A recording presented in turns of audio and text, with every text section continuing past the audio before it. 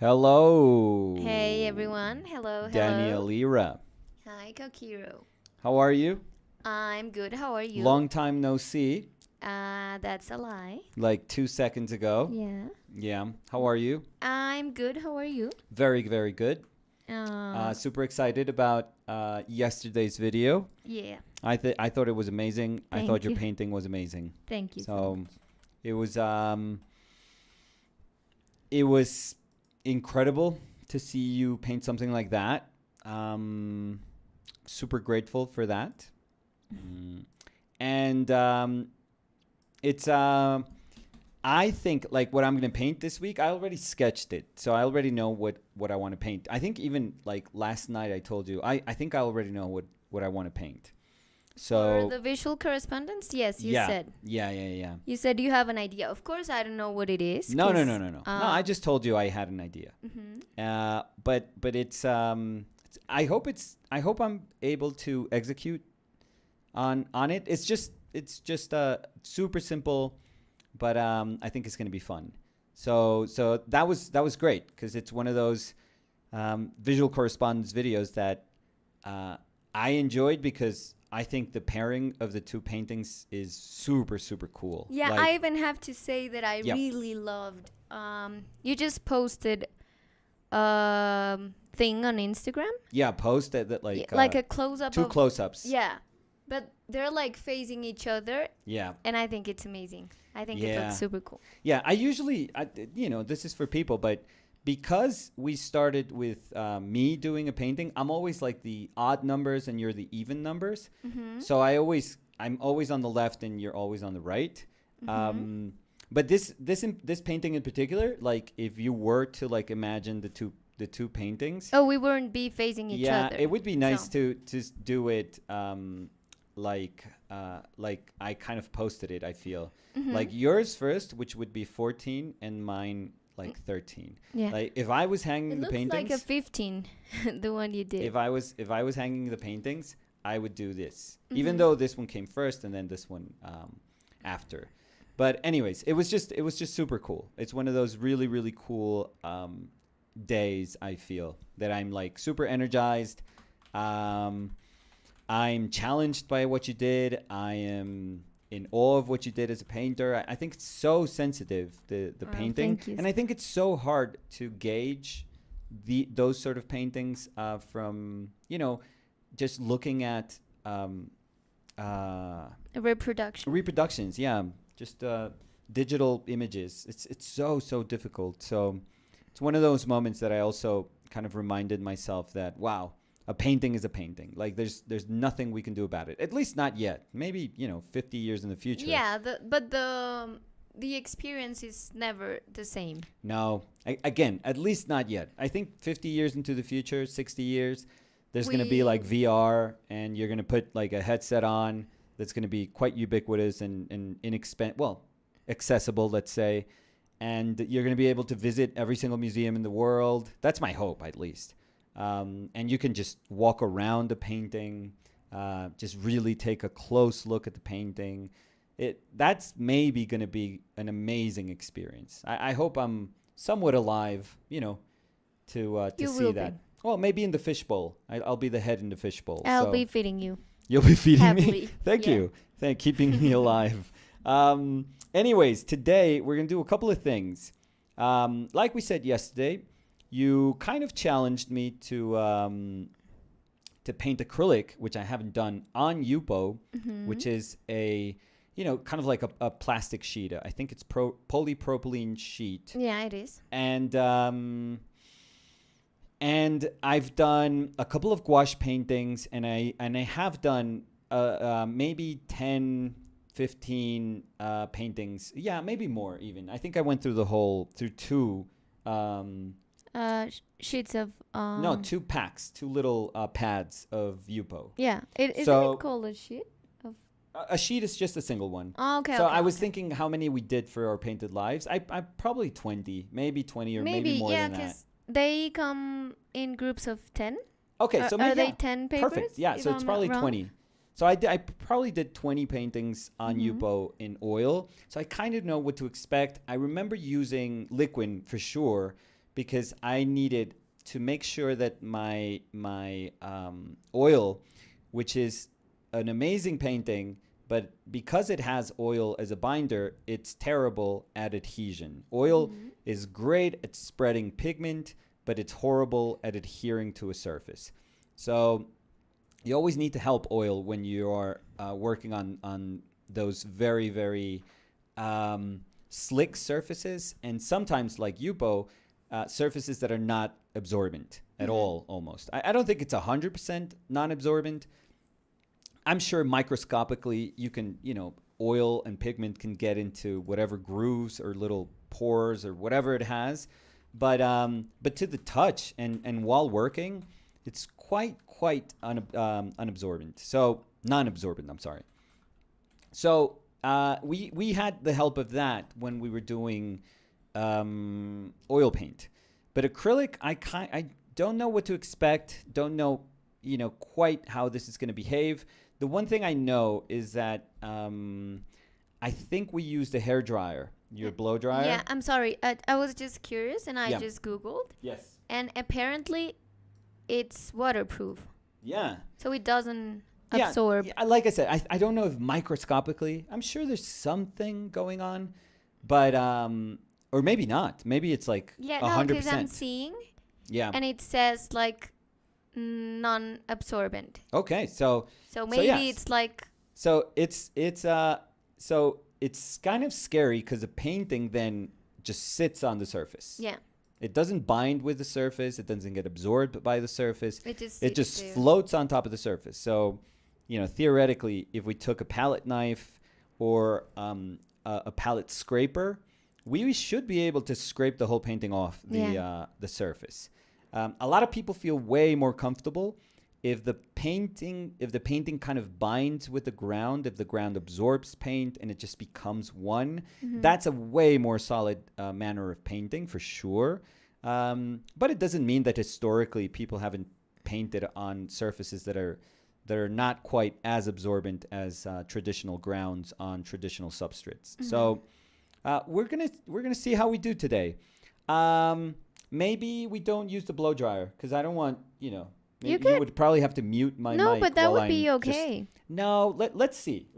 Okay, but I'm open to bring it. Yeah, if we notice that 5 minutes go by and we're just literally looking at paint dry, we'll go and see if we can speed this up just a little bit. Okay, so I'm gonna go refill the spray. No, I did that already. Oh, okay. Yeah. Don't worry. Oh, I'm super fast. So what are we gonna do today? We're gonna do a kind of what would this be? Almost like life size, I would say. But it's gonna look maybe even a little bit bigger. Yeah, do you think so? I don't know if it I don't know. No, I think it's life size. Yeah, maybe life size, yeah. Yeah. But we're gonna take a lot of like a lot of like expressive licenses in interpreting a bunch of these shapes. So this is going to be Adam Scott, the actor, Adam Scott. And the only reason we're painting this is because we're obsessed. Yeah, we watched Severance probably in like 2 days. We binge watched it in 2 days, yeah. And honestly, I think we could have done 1 day, but one day, yeah. Yeah, we kind of felt embarrassed of just being in bed for 1 day. No, and we had other things to do. I mean, if it wasn't for that, taking a shower. If it wasn't for that, yeah. So it's a great show. We shouldn't talk too much about it. I actually told Danny we should do we should ask people, and this is maybe a complete failure because maybe nobody's interested.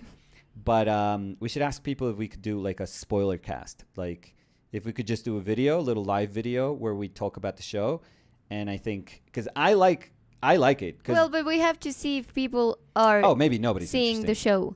Because maybe it's like... When you say spoiler cast, it means, it's... No, I know that. No, but people have to have watched the show. Of course, but to have the interaction with people that have seen the show. Because maybe people are like, oh, no, I haven't seen it. I'm not going to watch the video. And then it's you and me. So then they have like a couple of days. We'll give them a couple of days notice to do that.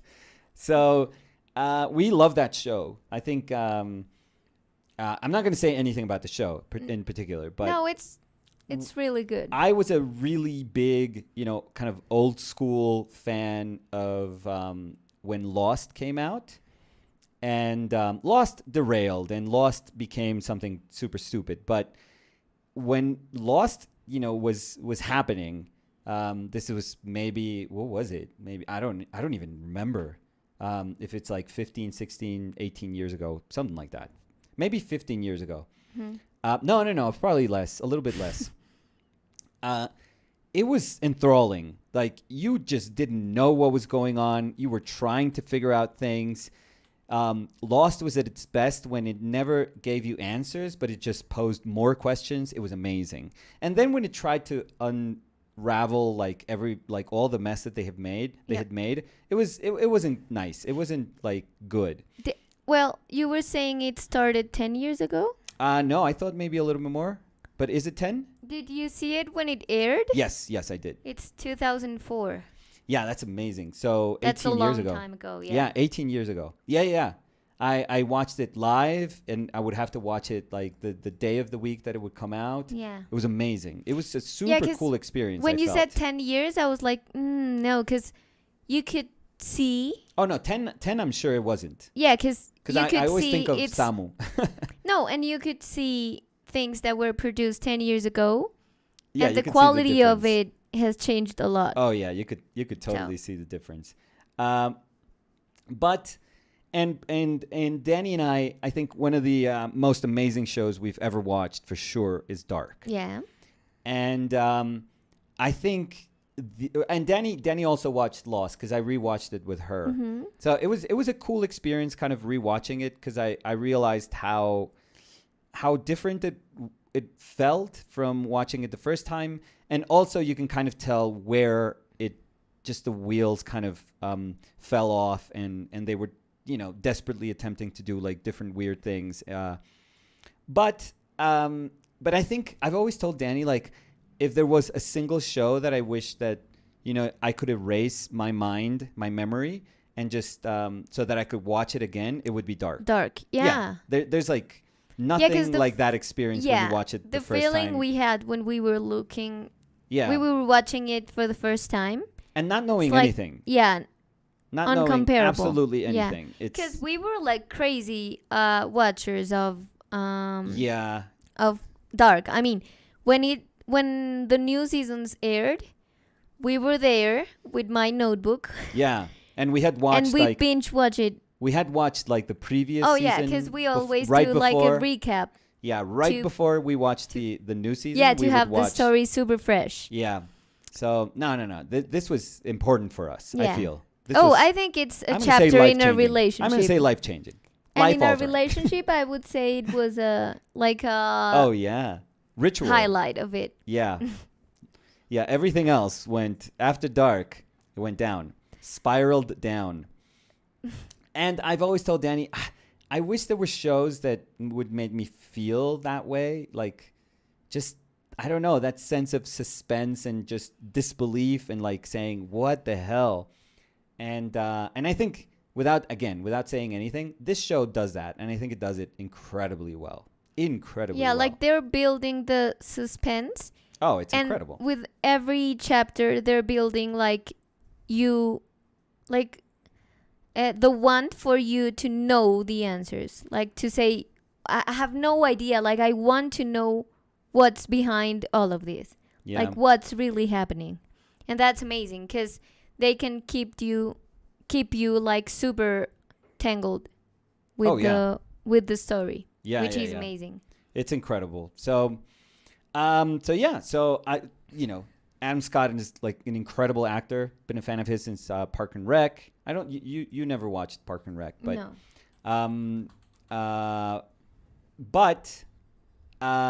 Parks and Rec. But I'm also super fond of this video where he meets Mark Hamill, because he's like a huge Star Wars fan, and they surprise him with like Mark Hamill, and he gets like super, super, super nervous. It's really cute. Mm-hmm. It's like, it's super nice. Anyways, he's amazing. Everyone acting in there is like incredible. Crazy, yeah. Incredible. I think it's like a super simple show. There's nothing really like remarkable about it, but everything that's done. It's like so on point, and it's so simple that it just reminds you of how when you have a good story, good characters, good acting, good cast. Oh yeah, cast is perfect.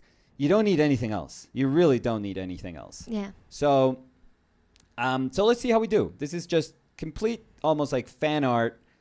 This is us just kind of geeking over a show that we really enjoyed. So let's see. So I'm gonna say hi.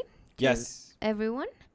Cody Winnicky said good morning. Yes. Morning. Yes, Danny, that painting is incredible. Thank you so much, Cody. Thank you. Buenos días. Dice. Es que no sé leer. No sé, o sea, no sé los caracteres. Bueno. De pronto, sí, bueno. Paston said hello. Hi, Paston. Hola, Caqueiro. Caqueiro siempre está. Siempre. Primera en la fila. Sí. Hola, Margo. Hola, Margo, buenos días. Hi, Javi Half.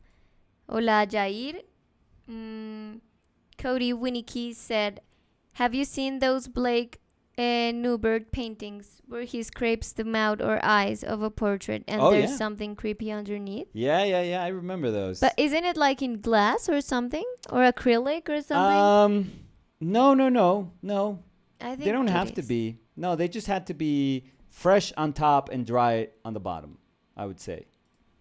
But I don't think they were glass or acrylic. At least I don't think so.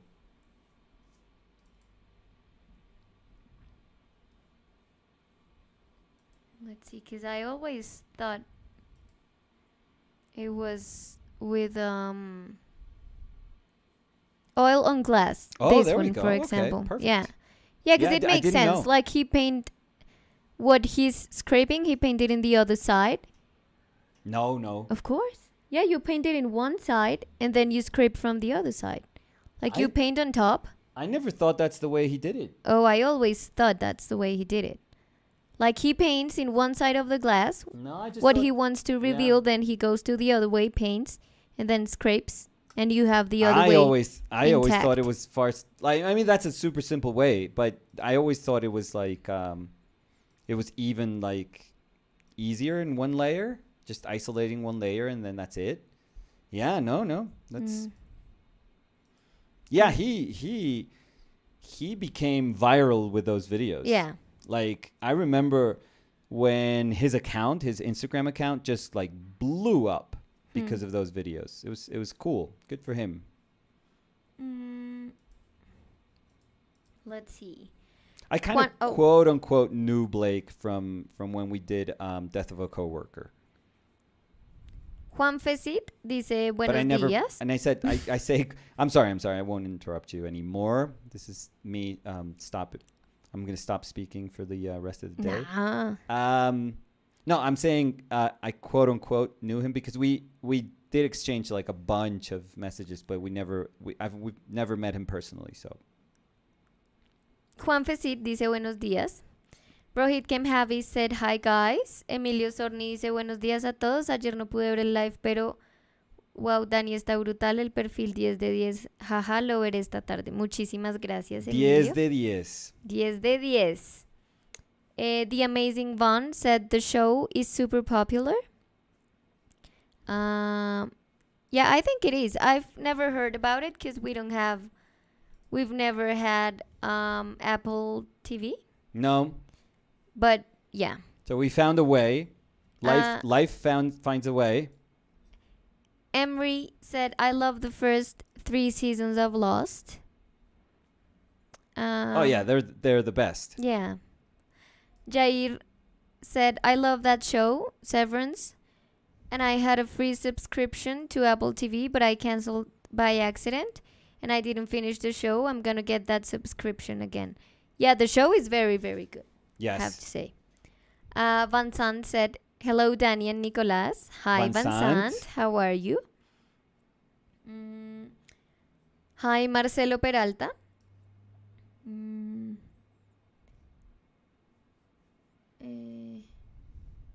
Emery said, Ethan isn't on the manifest, still gives me the creeps. Haha. Yes. Oh, the for Lost. Yeah. Yeah. The Amazing Vaughn said, if you like Lost, try watching From. Similar vibes. Okay. From, let's see.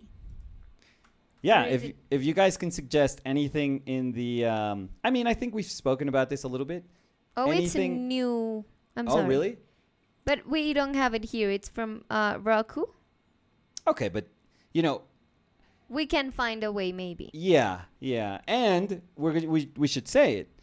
You know, things that we can pay for, we gladly pay for. Like, we've said it before. We have, like, Disney, Star...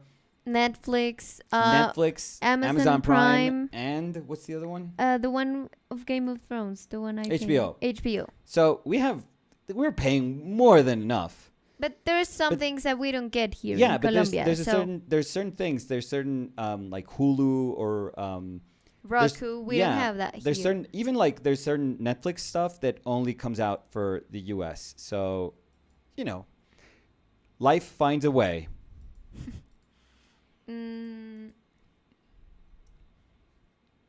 Hi to Irvin Torres. Irvin is saying they're painting along today. Awesome. That's super cool. Remember, if you want to, you could use the hashtag #OurPaintedLives so we can see it at the end of the stream. Hi to Jessica. Cody said, I thought they were oil on glass. It just reminded me of that when Nicolas talked about scraping off the Yupo. Sheka said, hey, excited to join the live. It's been a while since I was last able to make it. Yeah, a long time no see, Sheka. How's everything going? How's everyone going? You saved it. Jay Murillo said, good morning, guys. Any tips on how to study painting? How to study painting? You have to be a little more specific. Yeah, maybe extend a little bit the question and we can can answer to you. When you say study painting, is because you're not sure that you want to go to like art school, but painting is something that you've always wanted to do. Is it that sort of thing, or is it something a little more specific about painting? Margo dice, viendo la pintura del jueves pasado, creo que el acrílico condiciona en cierta manera el resultado. Yo los uso y mi pintura me parece, entre comillas, fría a pesar de ser muy cromática. El medio influye, ¿no creen? Pero el medio influye podría ser algo cierto para cualquier medio, Marco. O sea, cualquier medio que uno esté utilizando para resolver cualquier problemática visual, digamos. Pues incluso lo chévere yo creo que es que el medio influya.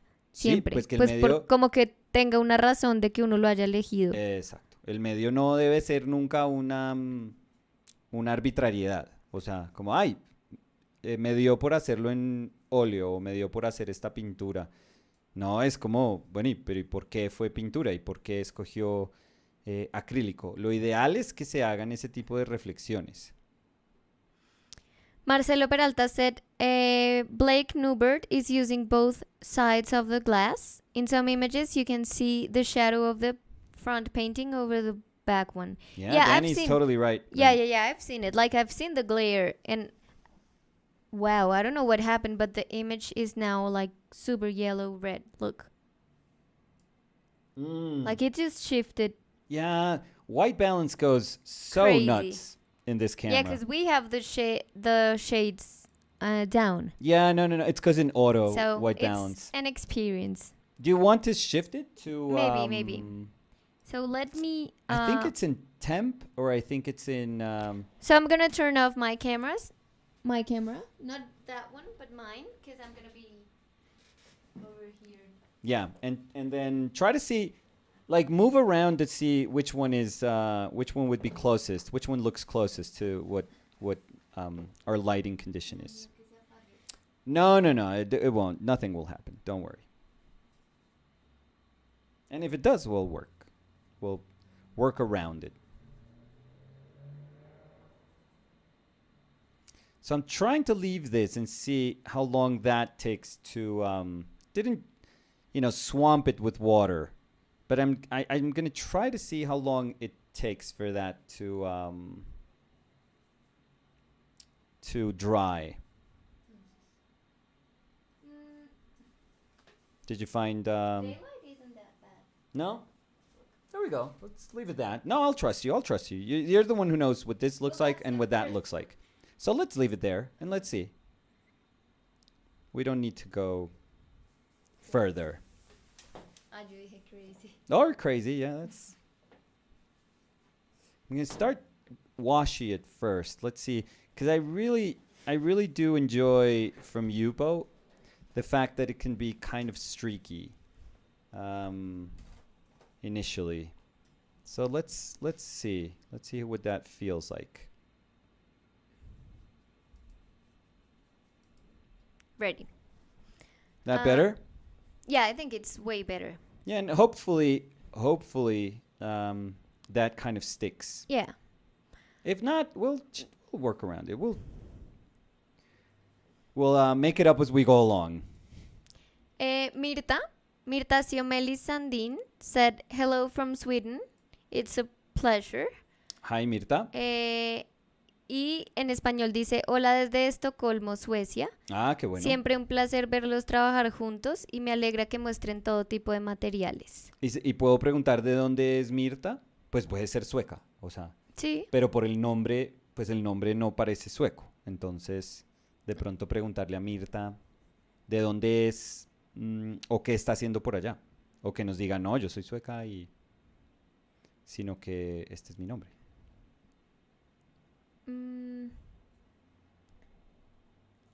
Cody said, I met Blake once in a really random way. It ended up being a big bummer. He's such a cool, nice guy. Oh, cool. Well, I hope it wasn't just a weird experience. But yeah. I have to say that when we were doing Death of a Coworker, he was very, very, very kind. Jair Piñeros said, Atlanta is also a really good show. We started watching it. We never really kept watching it, but not because it wasn't good. No, it was because maybe there was like a new season of a show we were seeing. Yeah. So we went back happened. to the... Yeah. But we would laugh like crazy. It's a great show. Yeah. Martín Nitram dice, hola Dani y Nico, una vez más por aquí, son lo más. Gracias por tanto. Una preguntita para Nico. Sí, muchas gracias, Martín. ¿Algún workshop por delante? Sí, tenemos uno en el 24. Menorca en 2 semanas, menos de 2 semanas. Menos. Y en julio vamos a ir a Roma. Sí. Luego en agosto hay uno en línea. Y Peggy de Townsend Atelier me preguntó si podíamos hacer uno como más tarde este año. Entonces, pero eso no lo he organizado. Entonces, hasta ahora vamos en eso. Que está bien. O sea, también hacer muchos... Hubo algunos años en donde yo estaba haciendo, creo que demasiados. Entonces, no... Acuérdense que pues a final del año tenemos que hacer lo del libro, entonces no tampoco justifica ponerse a hacer tantas cosas al tiempo. Sí, no, y que pues igual es pues o sea, igual es desgastante como dictar, volver a dictar, volver. Sí, esos viajes son fuertes. Pesaditos, sí. Dice Jay Murillo said, yeah, it is that. I'm between going to school to become an art teacher. I would love to work for galleries, so I guess what I'm trying to ask is how to become a better figurative painter. Oh, I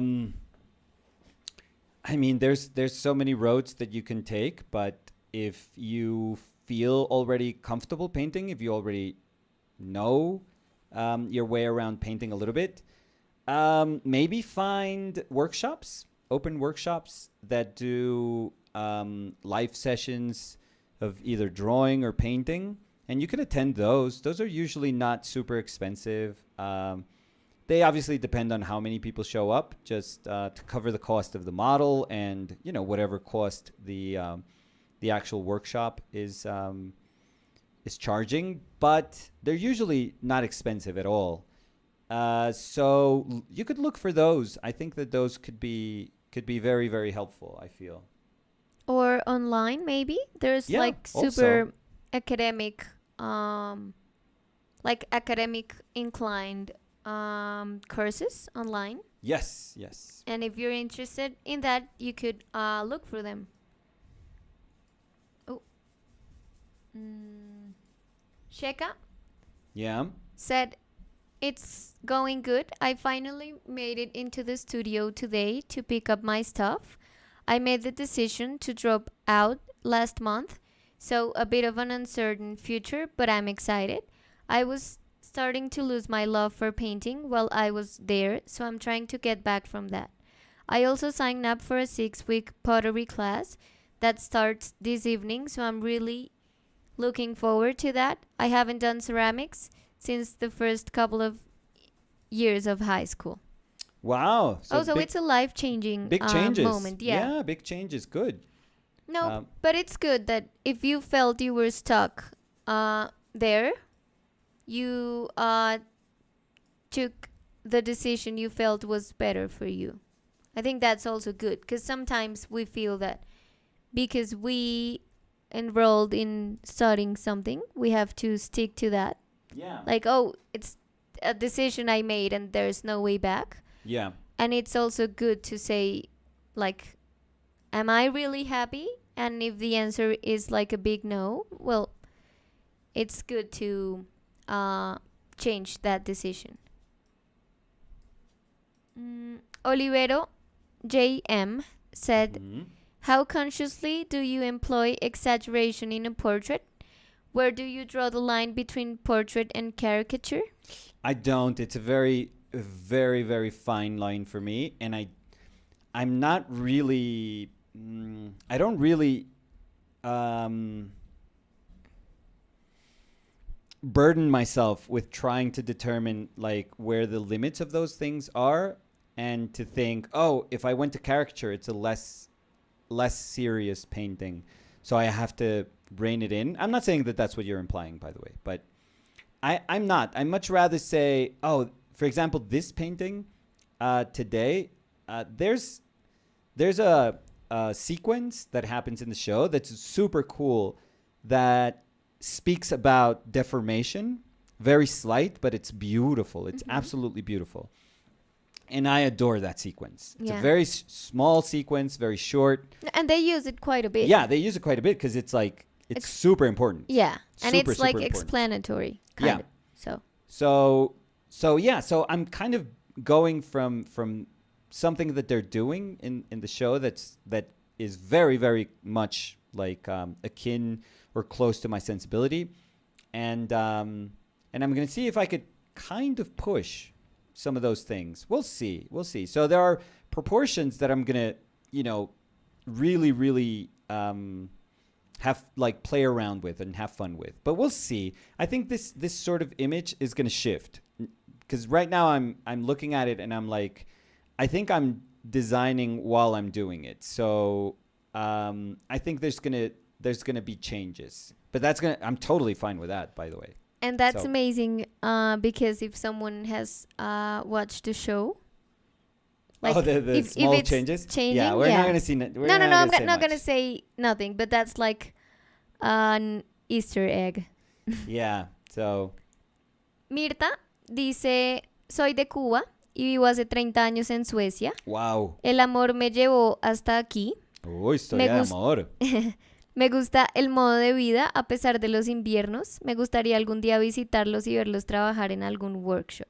Ay, muy amable, Mirta. Muchas gracias. Pasar Mirta, de Cuba a Suecia, grande, ¿no? Sí.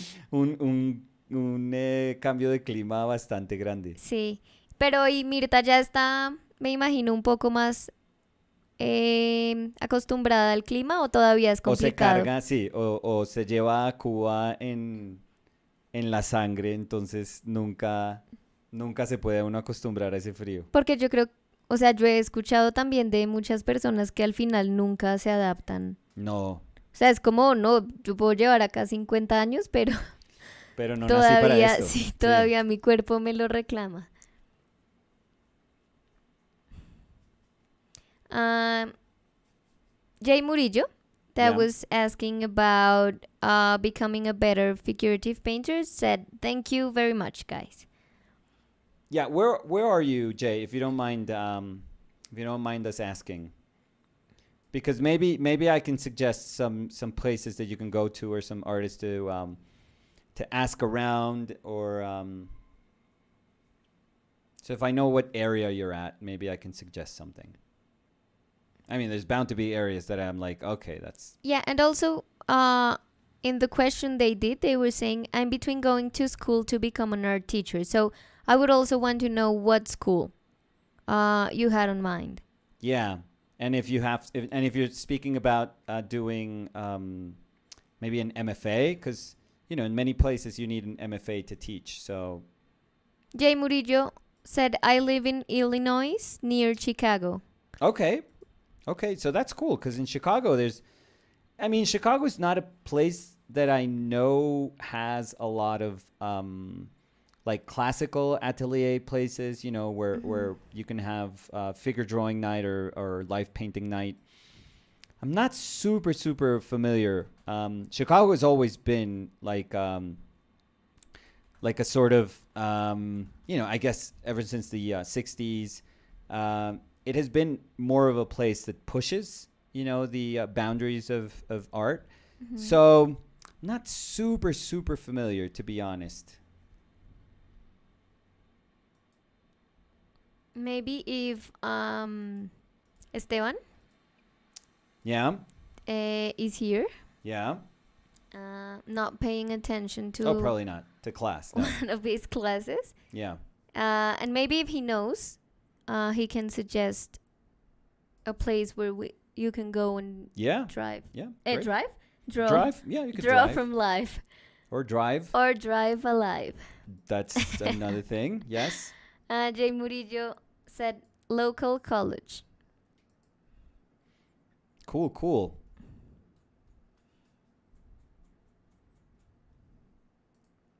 So how are you feeling the Yupo? It's drying a little bit faster than what I had anticipated. Not hoped, because I wish that it would dry fast and not just like stay there. Mm-hmm. So that's a good thing. I feel that's a very good thing because it lets me kind of do all this brushy stuff and then go back. Eventually, just go back to it. Mm-hmm. So I'm slowly finding my way, but I'm digging it. I'm liking it. No complaints. I'm gonna go have Leave? something to drink. You can have Water. that No, water if you want. no. Well, thank you, but I want the sparkling water. I had that's sparkling. No, la que tiene sabor. Oh, okay.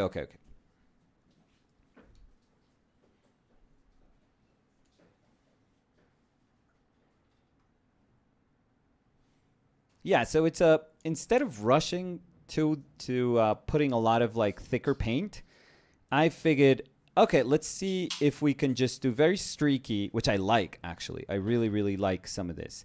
I don't know how well I'm going to be able to use it today, but I know that when I look at it, I'm like, oh, that's super cool. That's really really cool. If I mean, it would require me to have done some like previous sort of design work or just mentally to know where I wanted to go with the painting so that I can use it properly. But the fact that it's there is really cool. Jay Murillo said, I was thinking of taking a figure drawing class in my local college Nice. just to draw from life and maybe get a mentorship online. Oh, perfect. That sounds super cool. Yeah.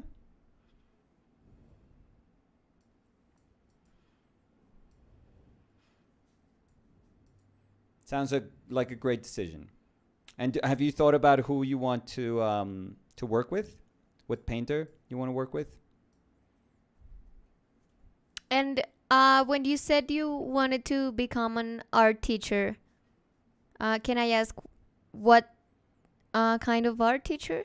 So are you more inclined in Like drawing? or like, for example, school what, or children? like what or, level? And also like drawing, painting. Or theory, maybe? Or Maybe. history. Yeah.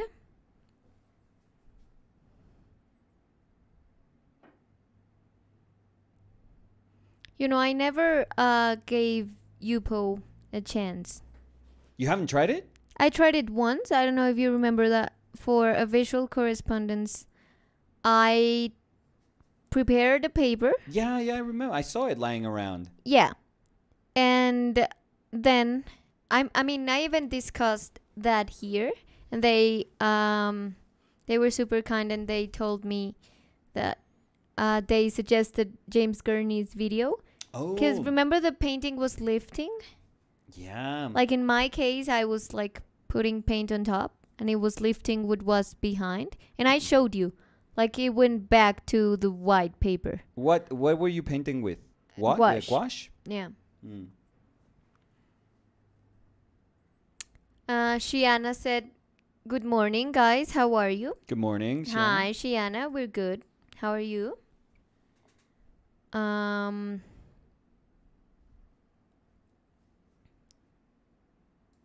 But what happened to that paper? Did you have to throw it away or something? Yeah, I did. Okay. It's one of those, I don't want to see you again. Yeah, exactly. It happens. It Yeah. happens. It was the week. Now I remember the week I did the painting of my grandma.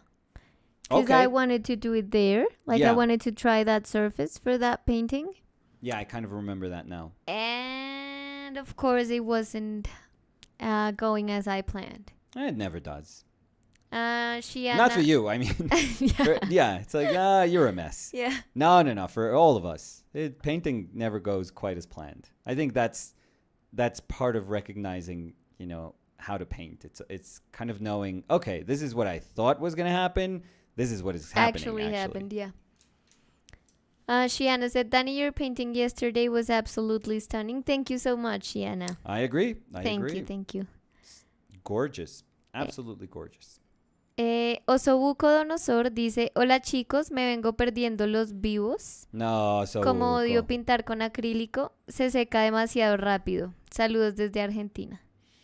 Sí, es complejo. Es bien complejo. Yo he estado tratando como de trabajarlo un poquito sin prejuicios, pero siempre o sea, si me hubieran preguntado desde antes, yo le tenía como una tirria, como decimos nosotros. Sí.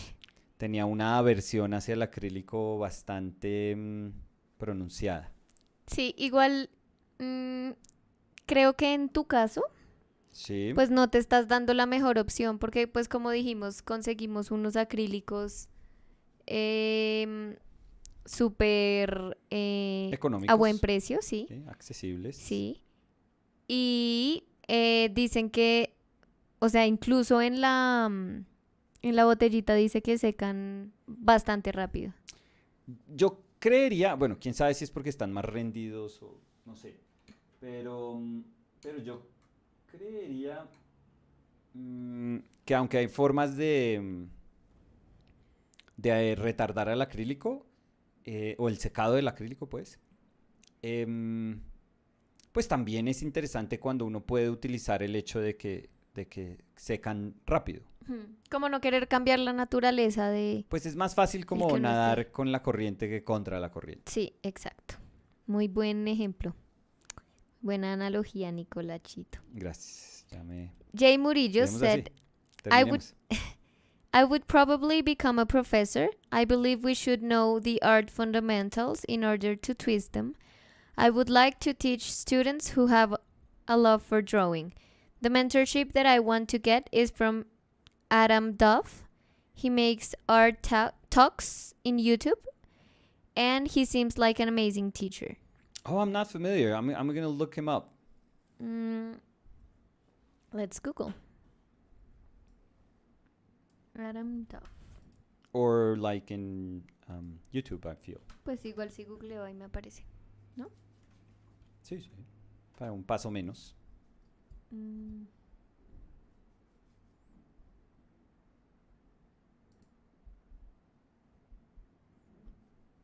Okay, so first I'm gonna show you the work.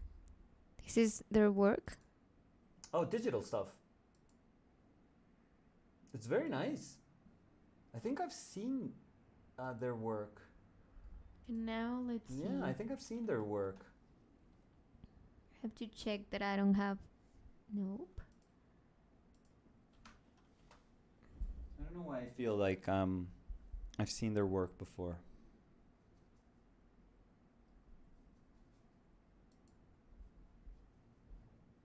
Are we talking about the same person? Because we found like concept artist, like digital concept artist. Would that be the person you're referring to? Yeah, I think because they have YouTube channel. Okay.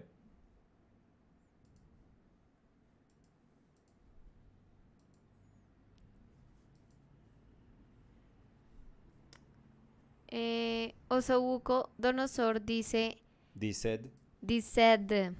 se usa clara de huevo batida con acrílico. Una vez pinté así en la facultad y estuvo bien. Clara de huevo batida con acrílico para hacer como una emulsión. Pero, Sí, clara de huevo. sí, como raro, pues, porque en el temple se usa Se la usa yema. la yema, sí, pues obvio. Pero sí, igual sí. la clara, no, mentira, la clara no creo que tenga como propiedad emulsificante. Pero pues debe hacer secar rapidísimo. Sí, ¿cómo la utilizó Osobuco? Me da curiosidad. Si nos puede Sí. explicar un poquito más. Sí, ahora estoy tratando de racionalizar eso y me suena curiosísimo. Sí, sí, sí. Que no sé qué está haciendo la clara del huevo. ¿Secar ya? ¿Para qué la usaban? Sí. Pero si uno dice, no, para ayudar al secado, y uno dice, ¿pero de un acrílico? Sí. No, pues se seca en el pincel. Sí, claro, debe ser súper, súper rápido. Margo Delgado dice, ¿conocen The Florence Academy of Art? ¿Qué opinan de ese método clásico de enseñanza? Yo cuando estudié eché en falta más procedimiento y técnica. Lo que predominaba era el arte conceptual. El año pasado fuimos a Florencia un día con los otros profes del taller que voy a dictar y fuimos al taller de un escultor, él creo que es noruego, que es muy bueno, que enseña en la Florence. Muy bueno, muy querido, muy chévere. Y el taller, o sea, uno parece entrando en una cápsula de tiempo a un taller de hace, no sé, 130 años. Yo creo que eso es, o sea, no es para todo el mundo. Yo no creo que todo el mundo tenga que obligatoriamente pasar por una experiencia como esas. Pero hay personas que buscan esa experiencia. Eso yo nunca lo negaría. O sea, no hay cómo decirle a una persona que si de verdad está buscando algo así, se me hace que es un absurdo uno decirle, oiga, no, es que eso no vale la pena. No, porque la persona, yo confío en que el ser humano como que muchas veces sabe lo que necesita. Entonces, yo personalmente no creo que haya sido un espacio que yo de verdad necesité o sentí que necesitaba, no por mi capacidad ni nada de eso, no tiene que ver nada, más por mi personalidad, más por las cosas que yo buscaba dentro del arte. Pero, por ejemplo, nosotros tenemos un amigo muy querido aquí en Bogotá que tiene un taller que es como lo más cercano a un taller clásico, que es Taller 301, que lo dirige Camilo Calderón. Y Camilo y yo, aunque tenemos como esas visiones, pues no visiones, pero o por lo menos visiones distintas de lo que cada uno quiere hacer con su trabajo o con la filosofía que está detrás de su trabajo, yo admiro a Camilo muchísimo, o sea, muchísimo. Y admiro y me encanta que tenga ese tipo de taller acá y que se lo ofrezca a la gente. Entonces, de nuevo, yo no diría que es un paso indispensable o necesario o que es necesariamente tiene que ser como parte de la educación de un artista, no creo. La verdad no lo creo. A mí me gustan muchísimas cosas que digamos, van en contra de muchos de los aspectos que se refuerzan en ese tipo de espacios. Y a mí me gustan cosas que controvierten ese tipo de enseñanza o que después se convierten como en una pintura totalmente distinta. En mi caso, pues, de pintura. Entonces, a mí me gusta que haya como ese tipo de tensión y de diferencias entre esas filosofías. Pero nunca lo asociaría como el sitio donde uno tiene que comenzar y que uno tiene que perfeccionar y después uno como que se gana el derecho o eso le otorga el derecho a uno de hacer lo que uno quiera. Yo siempre he pensado, no, uno puede hacer lo que uno quiera desde el comienzo. O sea, hoy en día esa es una posibilidad que todos tenemos y es una posibilidad que dependiendo de lo que uno quiera, de nuevo, uno puede utilizar si uno quiere. Entonces, sí, yo admiro muchísimo a esas personas que trabajan como bajo ese como régimen tan estricto, porque son unas enseñanzas súper estrictas, pero no era para mí. Eso sí se los puedo decir así súper súper rápido y yo desde muy joven confié en que entendía qué era lo que yo estaba buscando y eso de pronto no estaba dentro de esas posibilidades. Sí, incluso hablando de eso, me acordé que pues hace poco hablamos con Teresa Oaxaca Sí, y ella estuvo en Florence Florence. Academy. Ujú. Sí, Entonces sí, yo creo que depende de lo que uno quiere que sea su formación artística. Pero pues siento que igual esos espacios son necesarios, como sí, que se decías, ofrezcan, sí, exacto, claro. para las personas que creen como es que eso es lo que yo quiero aprender, pues allá tienen el lugar perfecto para aprender eso.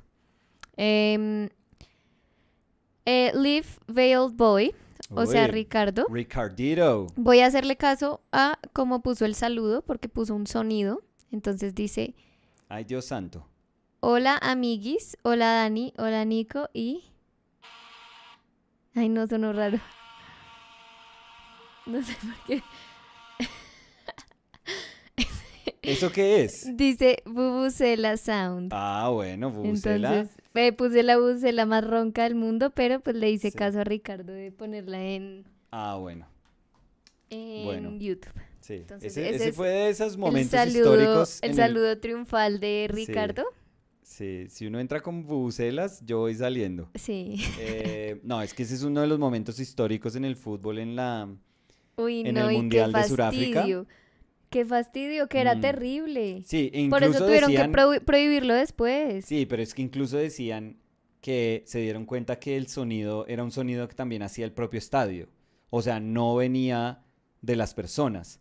Como que para generar el ambiente, el estadio todos los parlantes del estadio ponía como para que se sintiera mucho más. Eso fue una cosa, una controversia súper grande en ese mundial. Que no era que las personas, 60.000 personas compraran bucelas y se ponían a hacer tronar a esa vaina que era insoportable, sino que el estadio también los ponía. Y eso, pues, como para generar como ambiente, vamos a aprender esto. Sonido bucela. No. Pero sí era... Era Uy, fuerte, era fuerte. uy, uy, uy, uy. Sí, es de esas cosas que estuvo bien el fútbol en prohibir. Em, Incluso yo me acuerdo, Ujú, esto fue después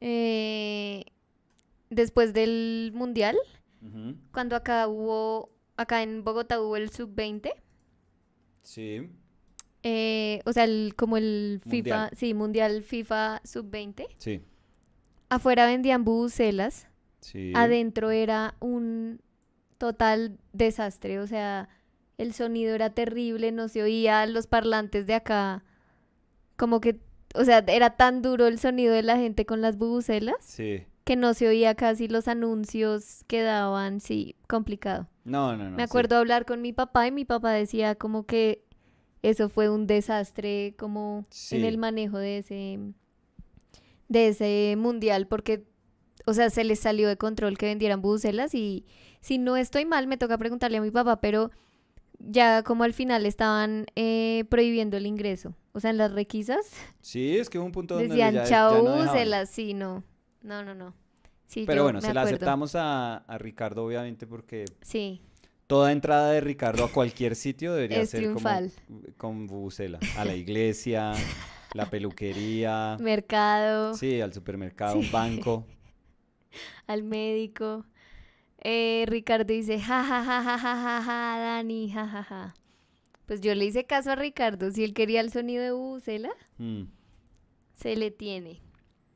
Mm, buenos días. sí, pero además puse el peor sonido. No, es que no hay ninguno bueno, Puse Linda. uno que dice bubucela 10 hours. Ah, bueno, eso es para Imagínate. morir. Eso ya es Uy, cuando uno se sí. quiere morir. Sí, sí, sí. Sí, no. Eh, sí.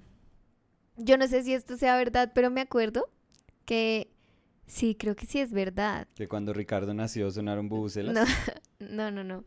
Que me acuerdo esta historia que la contamos como en una reunión familiar, Ujú. que un primo mío se tenía que levantar y no se podía levantar, o sea, le costaba mucho levantarse. Y mi tío lo trató de levantar, no voy a decir nombres para no echarlo a la... Ujú. Lo trató de levantar y dijo, este chino no se levanta. Y fue y sacó la No. bucela que había comprado del closet Ujú. y sopló la bucela y No, no, mi no. primo no podía de la rabia, o sea, dijo que era como el No. peor momento del Sí, mundo. no, uno no puede pasar de estar dormido a, La bucela. a pensar que el mundo se está Pero acabando. la verdad, increíble manera de levantarlo. No, no, pero un poco fuerte. Pero es chistoso. Sí, yo creo que Samu no me perdonaría eso en vida. Yo creo que Samu no se Sí, levantaría. mentiras. Sí, eso es lo Como, difícil. hoy un pajarito. Sí. O sueña con el mundial. Sí. Cree que está Empieza a jugando gritar FIFA. Sí. Colombia. Stephen Rotten said, I love watching you paint. I'm hoping if I watch the stream enough, I'll magically start understanding Spanish. Haha. Thanks for all the inspiration. That's our hope too. Or maybe if you watch it at night, it's like Hypnopedia. Yeah. And you just like, without knowing it, You wake up you wake saying, up just buenos Omelette du días. fromage. Omelette du fromage. Iván dice, el problema es que el arte es cualquier cosa, sin contar que, como dijo Oscar Wilde, es inútil. No me parece adecuado despreciar la formación académica o técnica. Formarse ayuda, aunque no a triunfar. Sí, no, pero creo que nadie No, está nadie la... despreciando la No, sí. formación académica Incluso o técnica. comenzamos el argumento o lo que estábamos diciendo por decir que el sitio en Bogotá donde más se... o que más se ajusta a este tipo de ateliers como contemporáneos Sí, es 301. al menos pues de los que conozcamos, sí, Yo creo que es el más, sí, sí, la sí. verdad. Pues y además Camilo es muy bueno. Sí, es O sea, fantástico. sí, sí, sí. Entonces, no, no, si alguien me recomienda un sitio para ir o está buscando como ese tipo de aprendizaje y siente que lo necesita, pues 100.000% no me cabe ninguna duda en decirles que por favor vayan a donde Camilo, al 301. Eh, Pienso que él es un profesor fantástico, tiene una Mm, capacidad sí. increíble. No, y además es Mm, que es muy buen profesor. sí, O sea, sí, porque a veces es solo la capacidad, sí, pero no. Él es muy, muy buen profesor. es un profesor magnífico. Sí. Entonces, lo que yo siento, Iván, es que no es para todo el mundo.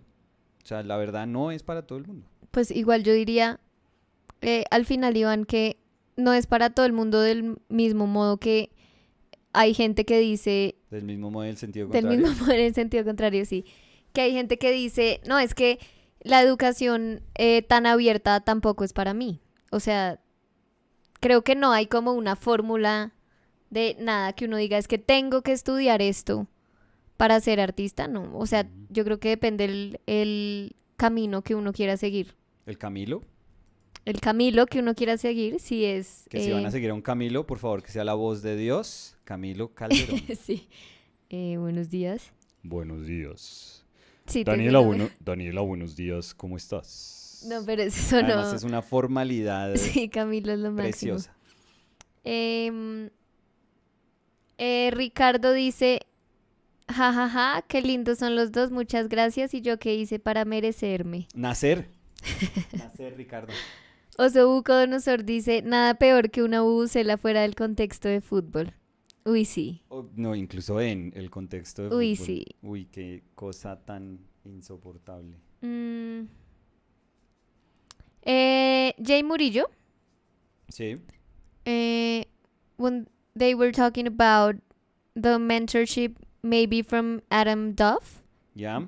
they said, yes, that's the reason why I'm hesitant. I'm not sure if I need a table to take his class. So like a digital table maybe. And then they said, so I started doing a bit more research and I don't think I'll be getting the membership. Oh, I'm sorry. No, that's probably the Mercado Libre, Linda. My kids want Rubik's cubes.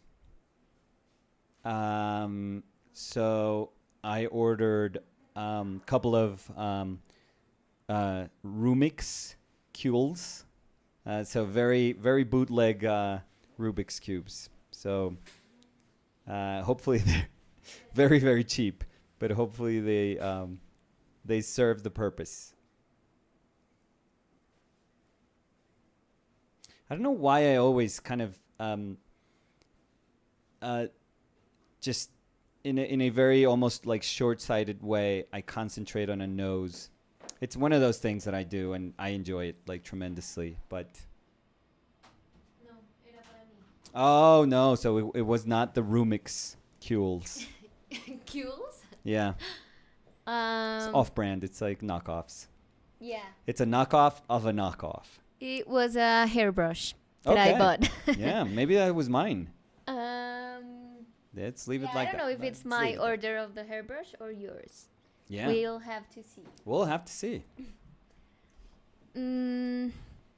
Copper Walker Yeah. said, have you tried golden open acrylics? Oh, Add no. retarder and they can stay wet on a palette for a week. Oh, wow. Yeah.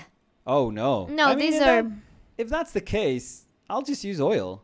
Like, you know, I kind of think about it that way. But like, I do think that they have super different qualities. qualities also when they dry. Yes, for Like sure. maybe if you're looking for a different look at the feel, end. yeah. Yeah. Yeah, you're right. You're right. Totally right. Yeah. Because it's not like, oh, I want open time oils. No, maybe you're looking for the qualities of acrylic, but you want a longer time to work them. Yeah. So. But we can't get those acrylics here. No. You can't buy them here, so we are working with what's available. No, and I have to say that even if we got them here. Oh, it's not the acrylic that I would have first bought. Yeah. That's what I was going to say. I don't think you were going to spend a lot of money on that because you're just doing this to get a grasp on acrylics. It's not like you're going to change. It's not like you were thinking on changing oils to acrylics. But so I have to be honest. Even if I was, like, if I was about to make a transition, I don't think I would use, like, the most expensive brand as my first choice. I would want to see what a cheaper acrylic feels like and then try to understand how the other one is actually, quote-unquote, better. Or why would the other one be better? But I would start from the bottom, I would say. Because if I can make paintings, if I can make really cool paintings, and if I can enjoy whatever paint I can get, then, you know, there's going to be less and less reasons to convince myself that, no, you need the better acrylic. Yeah, and that's also hand in hand with what we talked yesterday. Yeah. About, like, not seeing a lot of obstacles. Like, not giving yourself the Like the option to say, oh no, I mean, the reason I don't do watercolor is because I don't have the fanciest paper or the fanciest watercolors or the perfect brushes. But just do it. So, Cody Winicky said, Steven, I really think I'm picking up some new words in Spanish just by listening and trying to read some of the comments. Don't quiz me on it, though. I'm just hearing words and thinking, that kind of sounds like it could be the root of this other word in English. Ha ha ha. Now I want to know. Now I want to quiz Cody. Cody, you need to let us know what kind of words kind of ring a bell in your head. I would want to know. Or maybe do you need, because I would understand if you say like, no, I need to hear you talking to know the words because I don't have them in my head. Does that make sense? Yeah, but how would that work though? Would he tell you to stop? No. When would you just go word, like just say a lot of words? Well, when we're speaking in Spanish, maybe he can try to write the word as he thinks it's spelled and what he think it means. And we should never say yes or no. No, because then he's saying... Just live with the idea that maybe that word means whatever you want it to mean. Iván dice, no lo digo por ustedes, pero hay una idea de algunos artistas de que la formación clásica está mandada a recoger. Los posmodernos huyen de toda expresión formal y son relativistas en extremo. Puede ser, sí. Y por ejemplo, yo fui muy crítico de la universidad cuando empezaron a decir que las horas de dibujo con modelo las tenían que acortar y acortar y acortar. Entonces, o sea, yo soy un defensor del valor que tienen esas prácticas. Muchísimo. ¿Que esas prácticas son las únicas prácticas? No, yo creo que eso también uno tiene que considerarlo. Que uno puede empezar enamoradísimo de la naturaleza, dibujando y pintando desde la observación directa, y uno puede terminar haciendo unas obras conceptuales totalmente dispares a lo que uno, pues digamos, a los principios que existían o a los aparentes principios que existían en esas clases de dibujo, para de pronto al final darse cuenta, wow, no, de pronto estas cosas se conectan, pero se conectan en un plano que no necesariamente tiene que ser un plano como en donde las dos filosofías están de acuerdo, en donde una filosofía como usted dice, pues muchísimo más conceptual, tiene que afirmar lo que se hace dentro del espacio académico del dibujo de figura humana, como para que las dos estén de acuerdo. Uno como artista puede generar esos vínculos. Creo que la caja de lo que pedí tiene un olor a perfume súper fuerte. ¿No te llega ahí el olor? No, te mentiría si digo que sí. A mí sí. Pues la tienes al lado, sí, pero no. Sí, aquí a mí no. ¿Te mareó? Un poquito.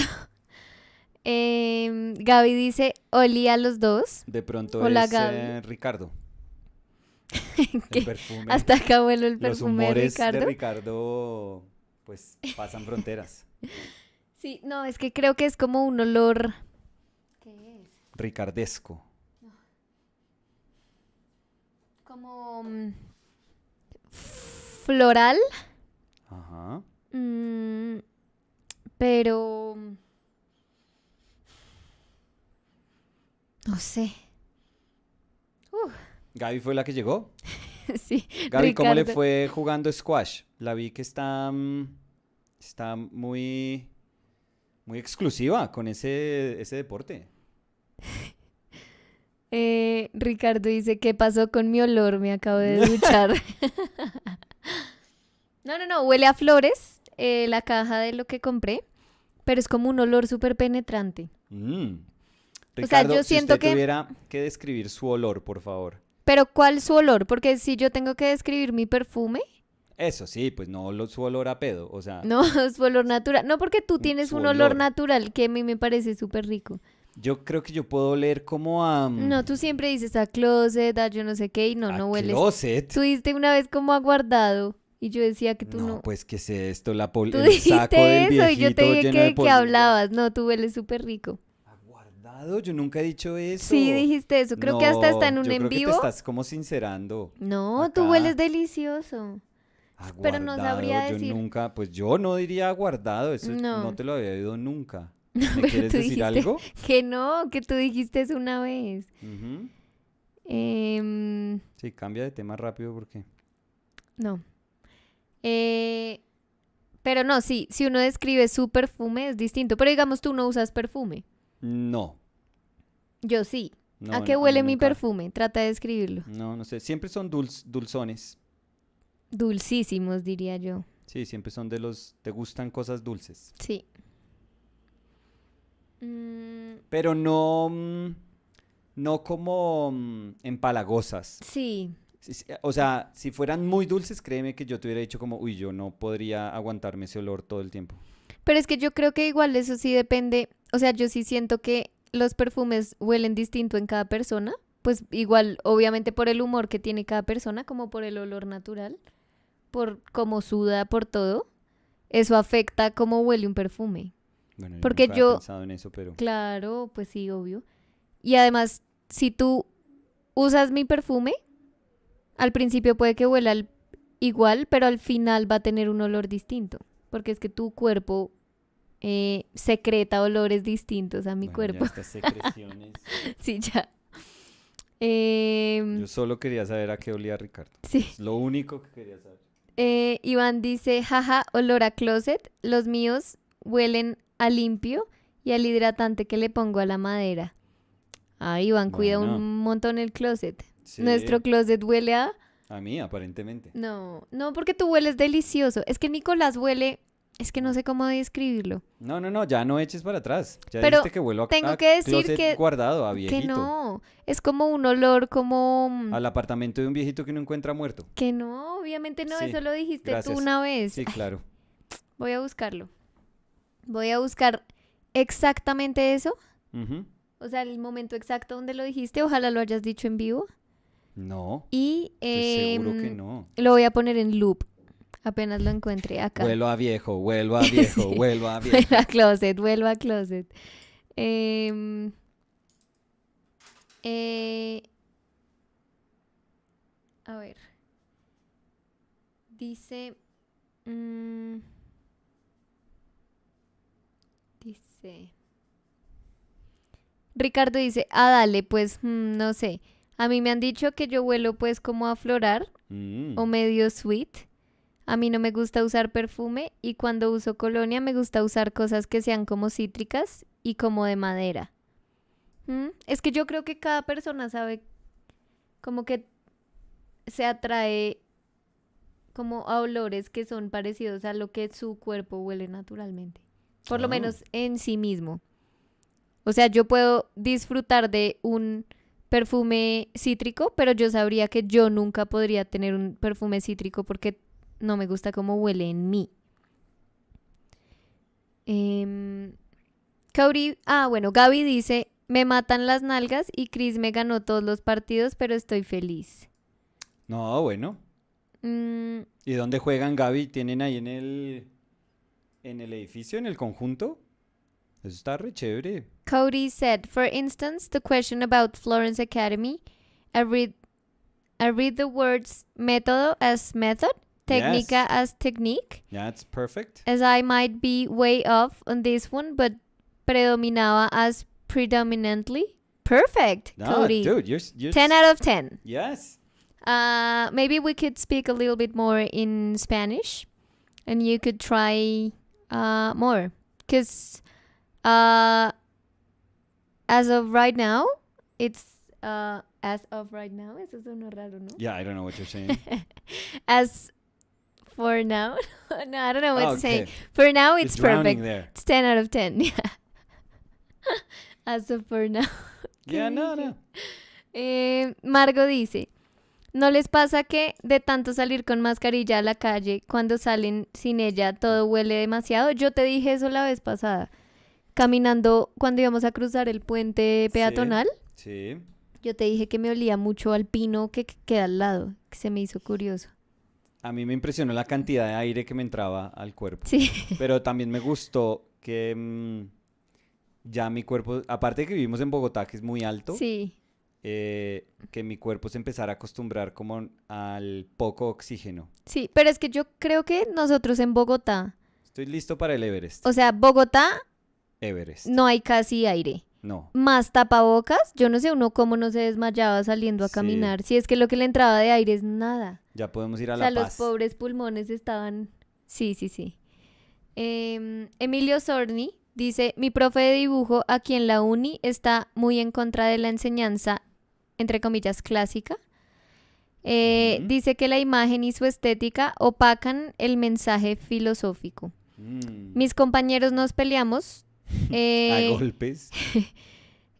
con él creemos que tanto la imagen como el mensaje pueden vivir y pues solo es cosa de mirar más, ¿no? No sé qué piensan ustedes. Es que igual yo siempre voy a decir que estoy en contra de cuando la gente es como tan drástica con las posturas, sea hacia un lado o sea hacia el otro, porque hay Sí. gente que dice como, no, es que la enseñanza clásica es la única y el resto de arte es una basura. Y hay gente que dice, no, es que la enseñanza clásica es una basura y el resto es lo que de verdad importa. Cualquiera de esas dos posturas yo creo que es un poco sesgada o muy sesgada, Un poco muy. un poco muy sesgada Mm. y sí, o sea, por la manera en la que yo veo el arte, yo creo que uno, si piensa así, se cierra a un mundo de posibilidades muy chéveres que trae el arte. Que yo no creo que uno deba condicionar la creación del arte y ya. No sé, Viva Colombia. ¿Tú qué quieres decir? No, estoy de acuerdo contigo. Yo no sé, pues bueno, no, lo entiendo porque obviamente lo viví dentro de la institución en la que enseñé. Em, Muchas veces profes traen sus prejuicios, sus filosofías de vida y les es como muy complejo, muy difícil alejarse de ellas para poder entender, observar y aportarle al alumno o a la alumna de una manera objetiva. Entonces, no sé, yo creo que ese es un problema como incluso mucho más grande que hay como en el mundo y es que cuando el argumento se vuelve yo tengo la razón Hmm. y la demás gente es bruta y no entiende y no tiene la razón, pues es un argumento que pueden utilizar ambas partes, porque es un argumento totalmente como que no lo lleva a uno a ningún lado, o sea, no resuelve nada, nada.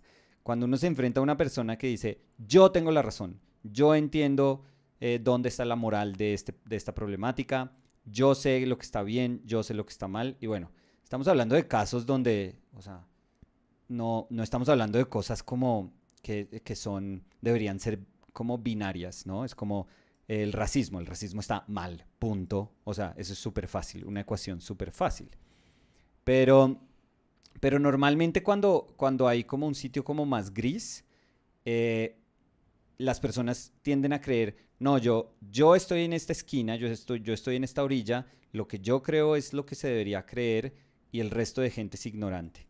Pero en la otra esquina están diciendo exactamente lo mismo.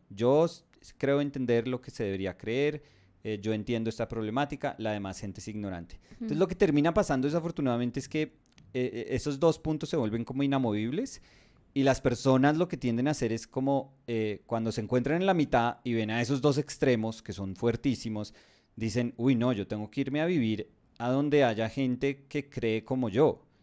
O sea, y lo que está pasando en el mundo es súper desafortunado, que es que las personas migran es hacia esos dos sitios porque vivir en los espacios donde la gente piensa distinto se vuelve insoportable, insoportable, por prejuicio, por todo, por cualquier cosa.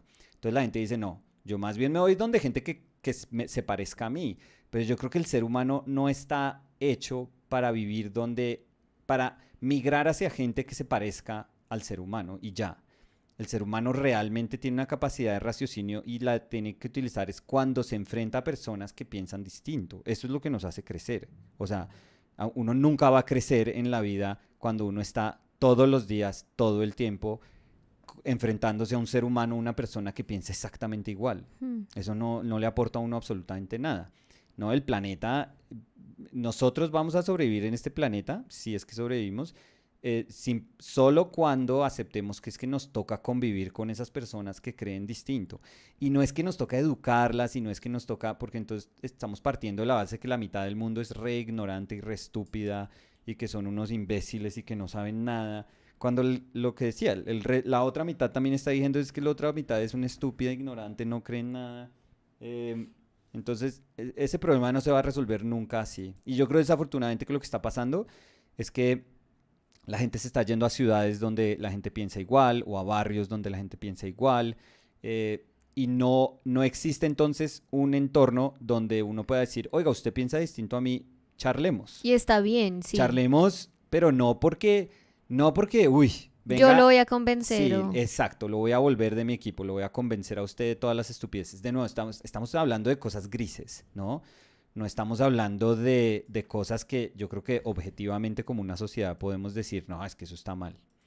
Pero esos espacios donde uno crece, se están volviendo cada vez más difíciles de encontrar porque entonces lo que estaba diciendo la persona, no, hay profesores, imagínense la persona que está capacitada para generar un espacio donde pueda existir diálogo, donde pueda existir, o sea, esos espacios que son literalmente creados para la universalidad del pensamiento, que son las instituciones. Imagínense si un profesor dice, no, acá no se puede pensar así. Es absurdo. O sea, ahí ya, si desde esa, desde lo que debería representar el profesor se está promoviendo es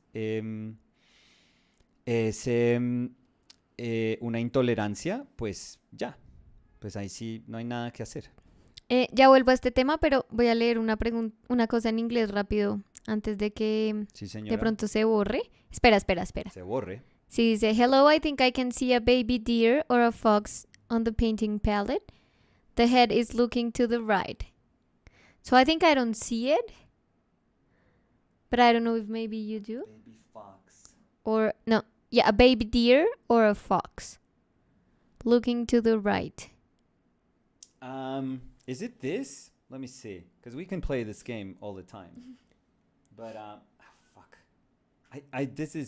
This is the part that's most annoying. That if I don't wash my brushes, paint. They dry. Yeah, the paint is gonna ruin the brush. Let me see. If is this it? I see there like an armadillo. No, because it has Like a kangaroo. like a little leg here, Yeah, it's a kangaroo. and it's like that. Yeah, and the white, And maybe that's the bushy yeah, tail. bushy tail, but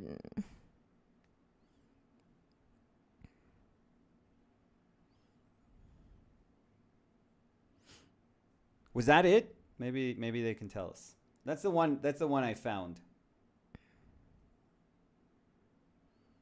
but it looks like a kangaroo. Yeah. Bueno, volviendo al tema, Yeah. dice Gaby, pero eso pasaba el resto en la universidad. Era una pereza porque a veces ni siquiera se abría la oportunidad de discutirlo. Sí, yo creo que igual pasa en todo lado, lastimosamente. Belts dice, haha, that's another fox I didn't see, but that one looks like it's part of the bigger fox I see. Part of the bigger fox. I love how somebody sees something, and if I'm looking for it, I'm like, okay, is that it? Mira, esta no será la nariz. Acá, mira. Like that? Ajá, This fox? ajá. Yeah, that one's a little more difficult. Shin7 dice, ¿qué hubo, amiguitos? Qué rico y motivador ver sus videos.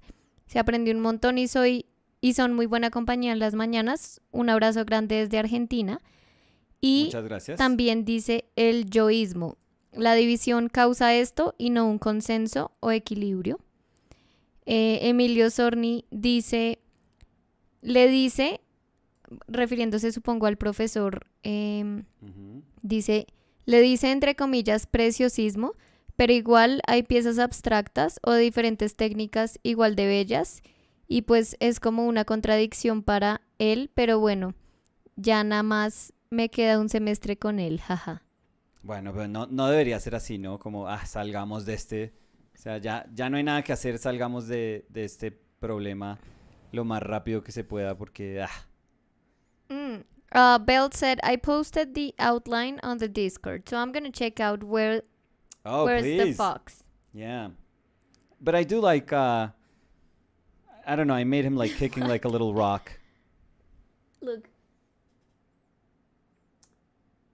Okay, Like that I is... can see the body, but I can't see the that's face. like a spirit killed or swallowed like an animal. That's like but it has like a cute pose.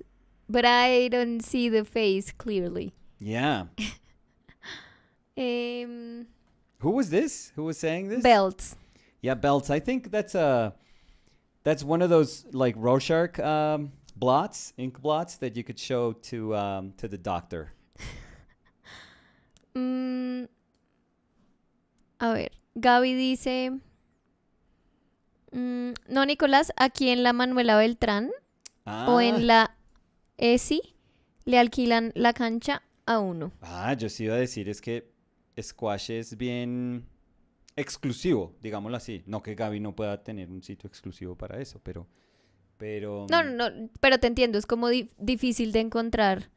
¿Y donde vive Gaby hay sede de la Manuela?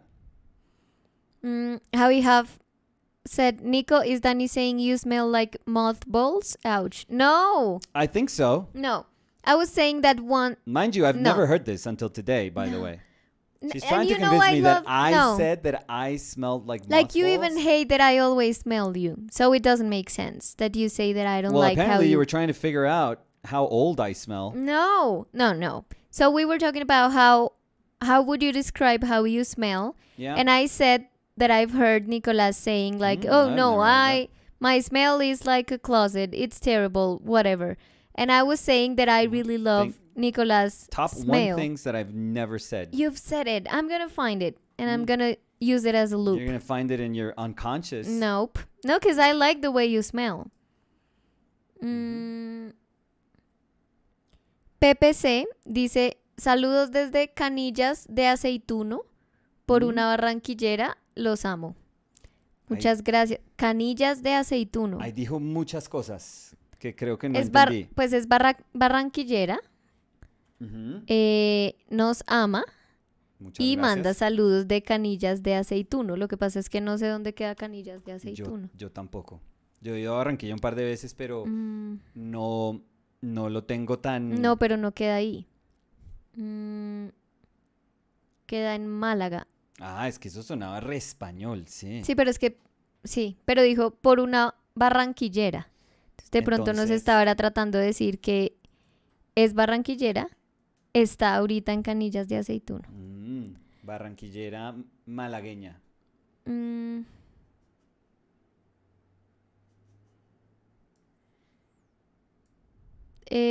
Gaby dice, lo triste es que el conjunto en donde estoy va a haber squash, pero cuando terminen de construirlo, como en 5 años, y sí, como enfrente a Fontanar hay una Manuela Beltrán. Gaby está cerca de Fontanar. Eso es muy lindo. Y no es nada lejos, la verdad. Agustina Caruso dice, hola Dani y Nico, qué hermoso es siempre verte pintar. Hola Agus, ¿cómo van esas clases?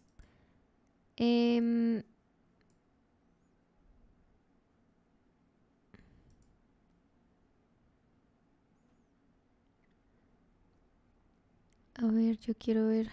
¿Qué quieres ver? ¿Qué estás buscando? No. ¿Nada? Que estoy buscando nada. Estás Mm, buscando a ver dónde yo no dije que no, yo sí lo vuelo dijiste. a closet viejo.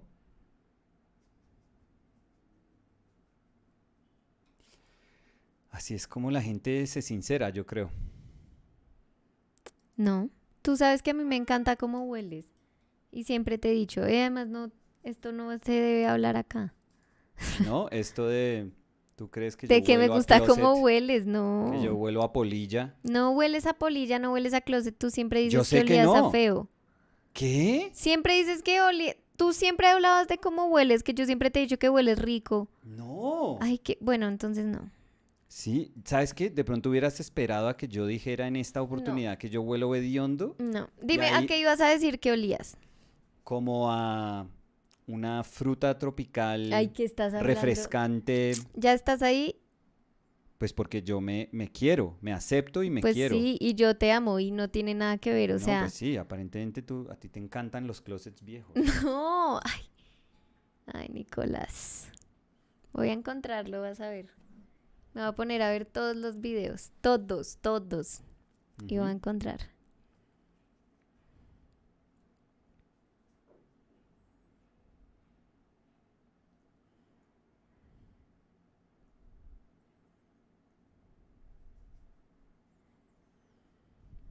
Me acordé, había una niña de mi colegio que vivía en Chía. Y Mm, también vas a decir que huele... no, y el conjunto también tenía como una cancha de squash mm, chévere, que se me hace curioso porque pues no lo había visto yo antes en otro lugar. Mi papá jugaba squash, ¿tú sabías eso? creo que me has dicho. Sí, por Creo que me has muchos dicho. años. Uy, Sí, es muy fuerte, toca correr mucho. sí. Yo he jugado un par de veces. No, yo no sé si yo Mm, pueda. Es que yo no sé por qué. Yo siento que yo no soy tan mala con los deportes. Hay gente que es como súper negada. Yo no creo que yo sea. ujú, Pero el tenis, mm, no puedo. Pero es muy curioso porque ping-pong mm. me encanta y siento que no soy tan mala. O sea, no soy como las que hace así la bola les pasa por arriba y nunca le logran pegar a la pelota. No, no siempre, no. Ay, no siempre. Yo te ganaba también en Mm, nuestro... no sé, ¿te acuerdas de todos esos partidos que jugábamos seguidos y seguidos y seguidos? donde te ganaba y tú Para ver ganabas si, y yo te ganaba y tú para ver si ganabas. de pronto me ganabas, pero... Uy, volvamos a jugar. mm. ¿Crees que puedes? O... Con mi Porque hombro en este estado, sí, sí, creo que sí. te puedo seguir ganando, sí. Bueno, entonces ahorita voy a armar. Ah, no. Ahorita no puedo. Llega la profesora de Fer y nosotros. Sí. Qué pena, pero. Trabaja ahí de ladito, por Sí, en favor, el sofá. profesora. Hágase ahí en el sofá. Que es que estamos usando la mesa para jugar ping-pong. Em, pero sí, pero cuando intenté. Igual eso fue hace muchísimos años. De pronto algún día intentaré otra vez. Tenis y Sí. no podía. Pero squash es más, Correr y pegarle a la bola rapidísimo. pues como le estás pegando al muro, o sea, tienes que devolverla contra el muro. Es como más,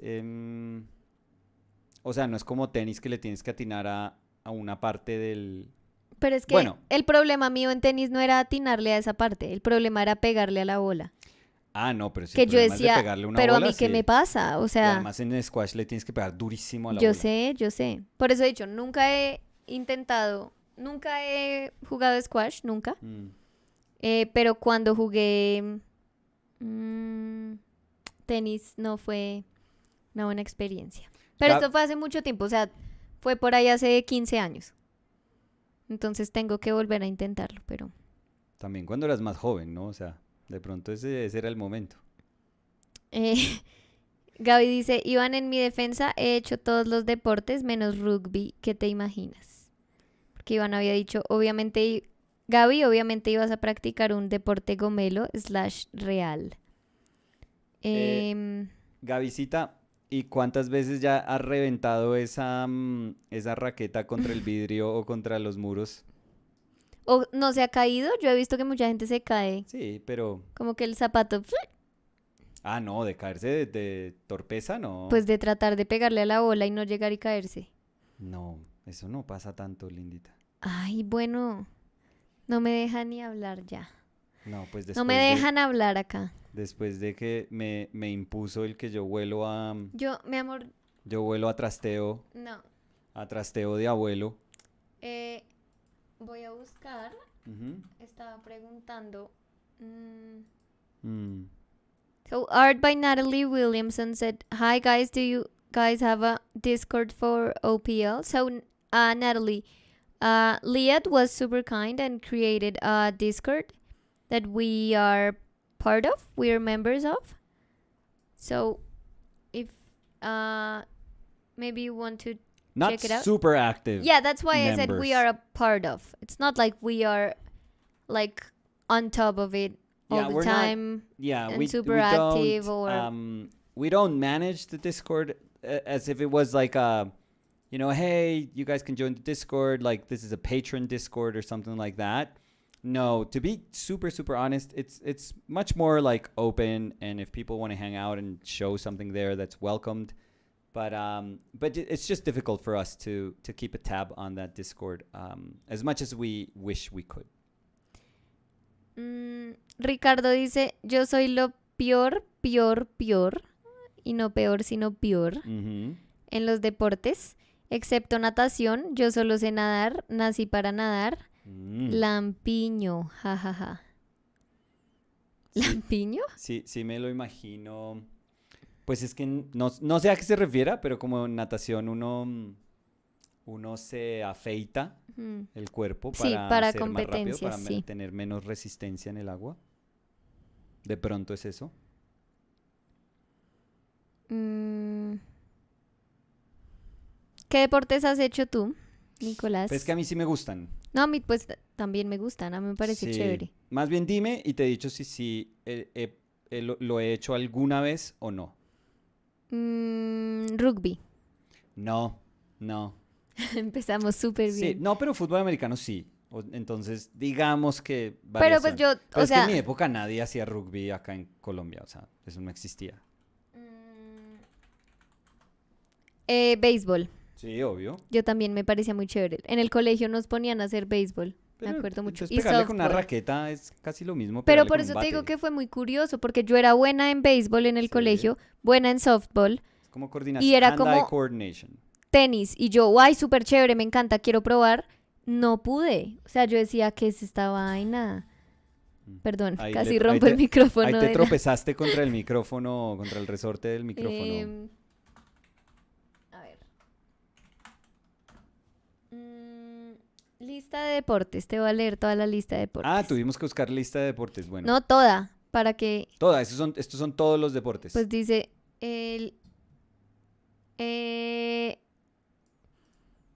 lista de deportes avalados en los Juegos... Olímpicos. A ver. Atletismo. Sí, obvio. Ciclismo. Era muy bueno. Corría 400, lo corrí en 1 minuto, que eso es muy bueno. Pero yo corría 1500. Ciclismo. 3000 nunca corrí, que era más María. fondo. Pero 1500, que sería semifondo, corrí. Y acuérdate que aquí corrí medias maratones. Entonces sí. Acuérdate, sí. No me acuerdo porque no nos estábamos conocíamos. juntos. Pero pues siempre trato de acordarme de otros momentos de mi vida donde era más atlético. Ciclismo. O sea, sé montar cicla. Pero, ¿tú sabes que he creído que porque tengo las piernas chiquitas se me dificulta? Pues pero es no, porque nunca no has fui bueno. conseguido Las piernas largas. configuración perfecta de la bici. O sea, No, eso no tiene nada que ver. Como que siempre me cansé. O sea, podía tener el físico más absurdo para correr y me montaba en una bici porque, pues como yo nadé y corría, siempre pensé que podía ser como un Ironman, un triatlón así y que podía ser bueno en eso. Y me montaba en una puerca cicla y me moría. O sea, la detestaba. Hasta el sol de hoy. Yo no sé mañana. Ricardo dice tiro al arco. No, nunca. Gaby, pero sí he disparado un arco. Y Gaby dice tiro al arco es increíble. Tengo muchas ganas de volver.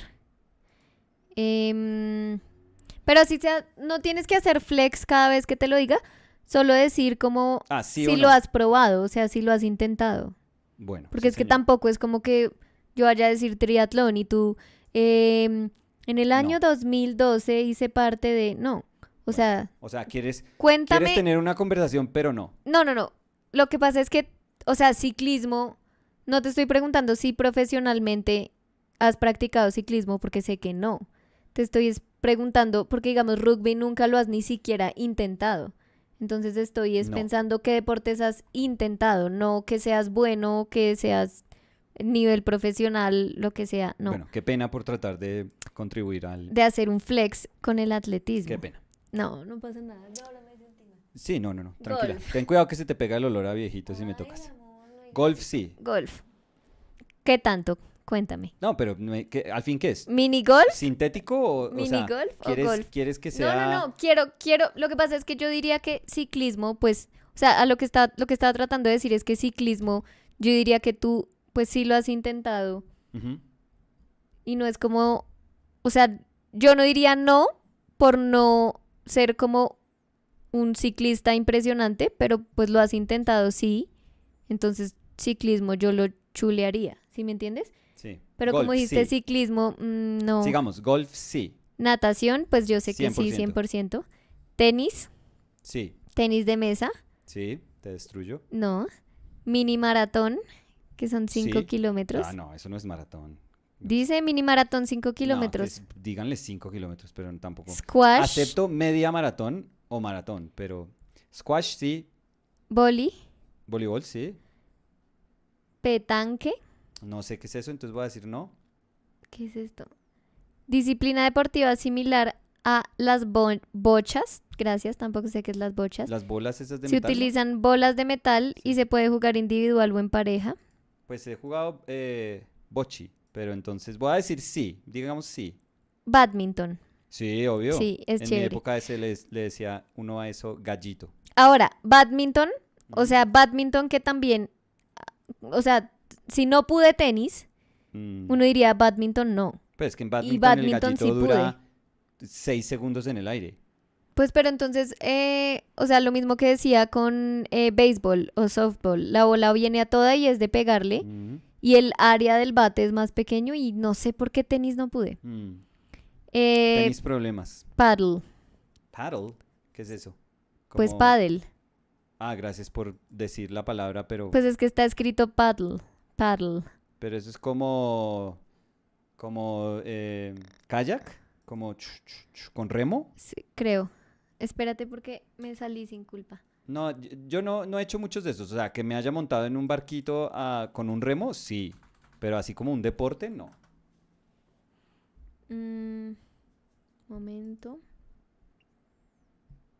Momento.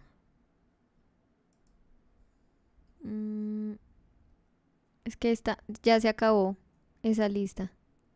¿Esa era la lista? Sí, de la página que abrí, sí. No, joda. Eh, La peor. ¿Buscaste a ver. cuál es la peor lista para un Acrobacia. hombre que huele a closet? Acrobacia, No, obvio no. acuatlón. ¿Qué es eso? ¿Qué es acuatlón? Entonces, no. ¿Qué Aeróbicos. Pitos es acuatlón. Aeróbicos. ¿Acuatlón es lo que hacen los viejitos que huelen a closet? Ay, acuatlón, ¿sí o no? No. No. ¿Qué putas? Aeróbicos. Pues sí. Aikido. No, artes marciales hice solo como taekwondo. Airsoft. ¿Airsoft? No sé qué es y no ¿Es me deja. paintball? ¿Por qué? No, ¿por qué pensaste que era Airsoft? A ver qué dice. Es un juego de equipo en el que los participantes eliminan a los jugadores marcándolos con proyectiles esféricos, Nicolás. ¿Tú Sí, cómo gracias. sabías? Porque yo sé todo. Airsoft, yo sé todo. Ajedrez, Pues sí, puedo jugar, pero a la delta, cuando me pongo a jugar en una app o en un avión o en algo ajedrez, Pierdo. siempre me ganan como en 2 minutos. a la delta, ¿A la delta? sí. No tengo ni idea qué pitos es a la delta. A la delta.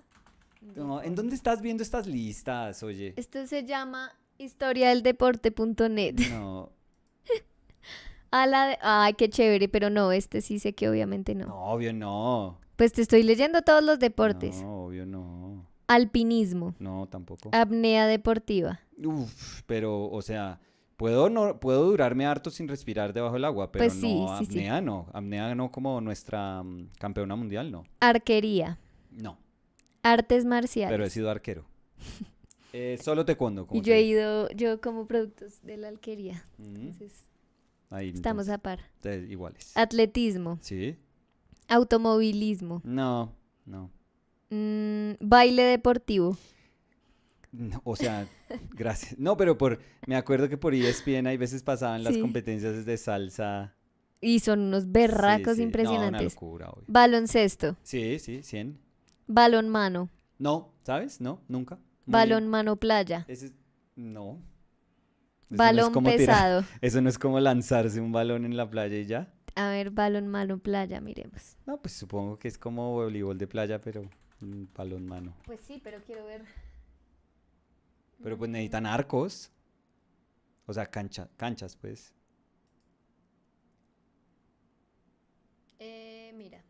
Es como. Sí. Sí, balonmano en playa. Lo que me Sí, imaginé. Lo que uno se imagina. sí. Balón pesado, No sé qué.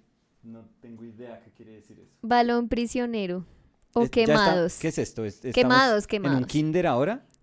Béisbol, Sí. bastón de combate. ¿Qué significa No eso? sé. ¿Eso es para los viejitos? ¿Me quieres decir algo Ay, otra Dios vez? santo. Los viejitos que peleamos con bastón. Uy, pero esto es literal, es un bastón. O sea, mira. Ah, No. bueno, no, esto es como un palo. Es un palo. Hmm, Artes marciales con un palo. hmm. Bien. Bobsleigh. No, obvio no. Bobsleigh. No, slay. Bobsleigh. No. Sí, yo sé bobsleigh. No sé cómo se. A ver. Mm, dice que salió en la famosa película Jamaica bajo cero. Obvio. Eh, Era más de mi época que de tu época. no sé. Es un equipo de Jamaica que obviamente esa es una prueba de los Olímpicos de invierno. Hmm, Entonces, pues uno dice, bueno, en Jamaica, Pues sí. ¿cómo va a competir alguien en Olímpicos, en una prueba de Olímpicos de invierno? Es ese que son 4 personas Van que como en una empujan bala. y exacto, y Sí, van sí, como en sí. un tobogán así. Mm, a ver. Mm, Ricardo dice mini golf es divertido. Sí. ¿Alguna vez has tratado mountain biking? No. Em, Iván dice el aikido es genial. Yo casi llego a la cinta negra. Eh, BMX, Mm, no, pues, o sea, montar en una bici y ya. bolos. Sí, Yo sí. sí. Yo sí y estuve en la Mm, liga. bueno. Como ya habíamos dicho que no era de flexear. Canotaje, No, no mucho. O sea, sí, pero sí de deporte no. CrossFit. No, la verdad nunca lo he hecho. No, yo sí. No, no, no. No me Colom- gusta el ambiente. colombofilia. Bueno, No sé qué es eso. o sea, pues debe ser como... Hay uno que es de levantamiento de pesas. ¿Cómo es que se le dice? No. ¿Cómo se le dice al levantamiento de pesas? Espérate porque El puse nombre así súper... colombofilia y me salen pájaros.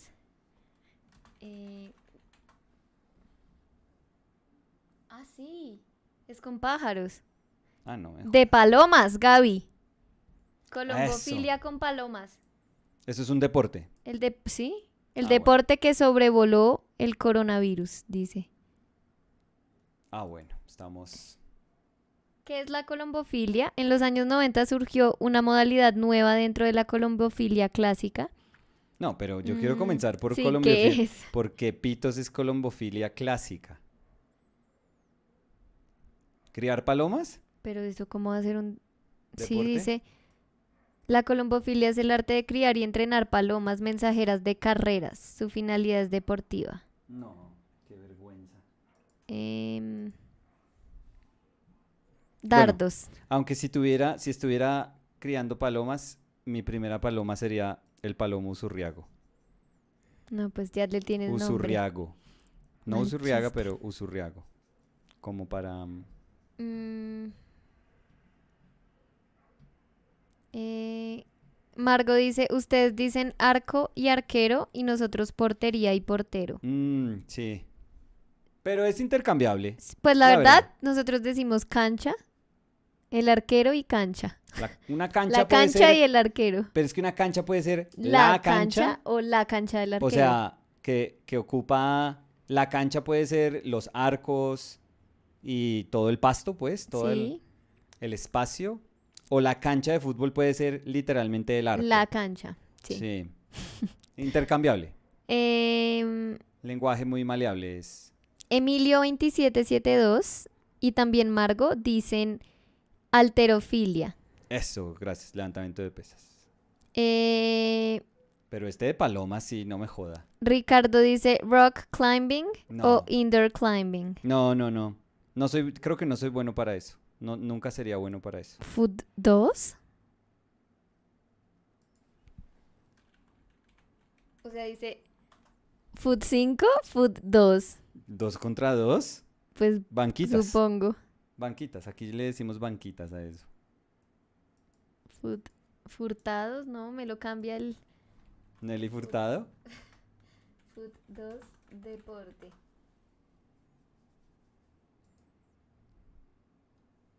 No, mira, solo salen. Yo creo que eso no eso es se le como llama así. campamento de verano, que es esa vaina. Sí, salen puras gráficas para usar. Bueno, muy bien, sí. ¿Terminamos eso? Terminamos. Bueno, hagamos uno en inglés. Soccer. I No, was joking. No, I'm not going to answer that. Basketball. Not going to answer that. Gaby dice, yo descubrí mi miedo a la altura escalando, jaja. Es divertido escalar, pero un tris paniqueante. Liat said, hello, so how are you liking the Yupo paper for acrylics? It's very weird because now now that I have to now that I'm kind of building and doing all these like little strokes that feel more like cross hatching, I'm realizing how much I miss, but I'm trying to tell myself not to miss it, but how much I miss having like just like a bunch of color that's open underneath that I can just kind of push around and mush paint into, which is what I feel most comfortable doing, if I have to be honest. Because this kind of feels like just a succession of strokes that I have to build upon, like quite, not really methodically, because there's nothing methodic really about the way I'm painting, but I have to just like put paint, and then watch that whatever I put down is not going to lift up if I try to go back to it a little too prematurely. So a little strange. I have to say it's a bit strange, but I'm not disliking it either. It's just that it just feels, because it sits on the surface and it dries. It does dry very quickly. Like I thought we were going to need Hair dryer. we were going to need a hair dryer, and no, not at all. I mean, not at all. So that is a little surprising, I feel. But yeah, strange. I'm going to give it a shot though this week. Milosh, maybe. I don't know if I'm mispronouncing. How is the Miloz. Okay, or Milos. Milosh? Maybe. Yeah, Milosh. Let's go with Milos. Okay, or Milosh. Okay. Or Milosh. Maybe Milosh. Because I've heard that in Jane the Virgin, and it was Milosh. Oh, there we go. Hi, great to see you again. Is it possible to see your setup, Nicolas? The camera and palette and the panel? Sure. Please. So I'm gonna move this camera so you could see it. Sorry. So here's Nicolas. Yes. And here's how it is. It has an angle. It's a table that has an angle. Like a drawing table. Yeah. Nothing super elaborate, to be honest. No, but it works. It works. That's what matters. Mm.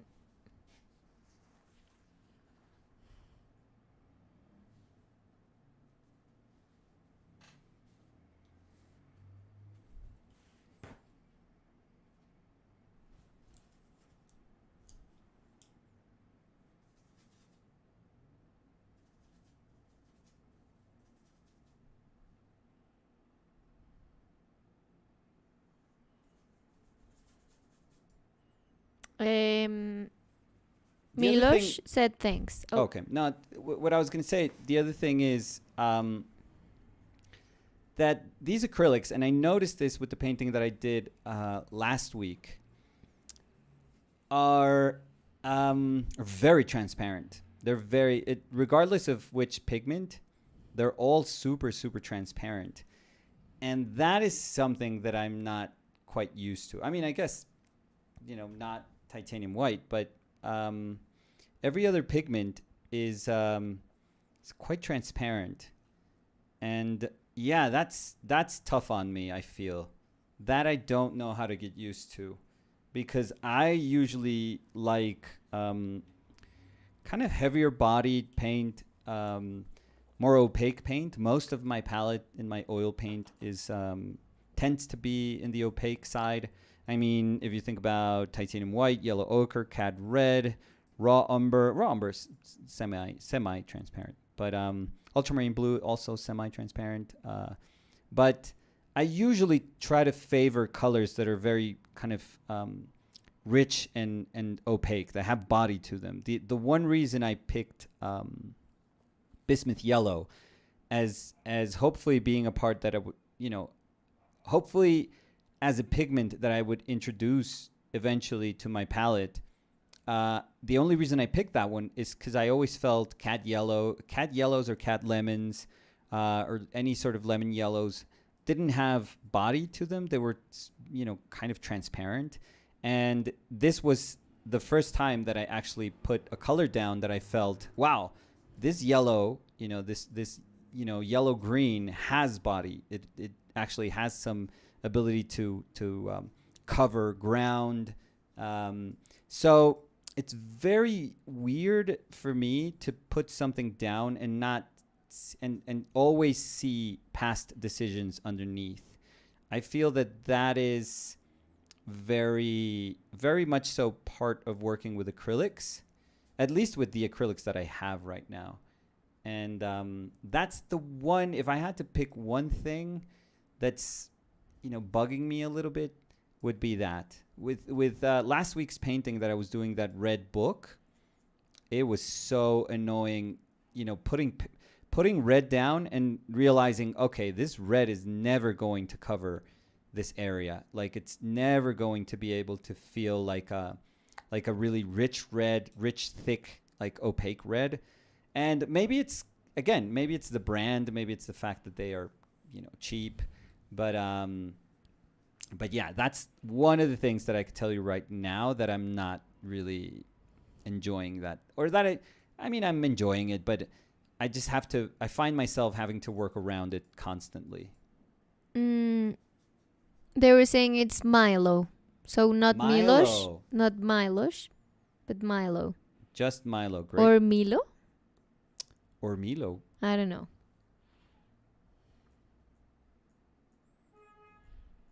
Was there any sport that you wanted to pursue? Mm-hmm.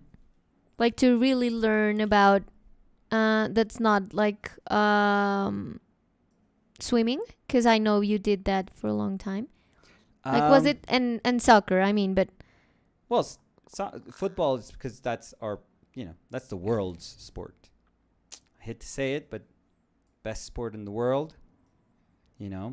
Everyone plays it all over this world. It's a beautiful planet. Yeah. So, trying to think if there's something that I was always like, oh, I wish I could do that. I don't know. Because I have one. Which one? I think it's super cool. Yeah. But I don't know the name. Okay. Let me help you. Maybe I know it. El que corren, salto con estaca. So. Pero es que no sé cómo se dice. Oh, in English, how do you say that? Sí, a ver.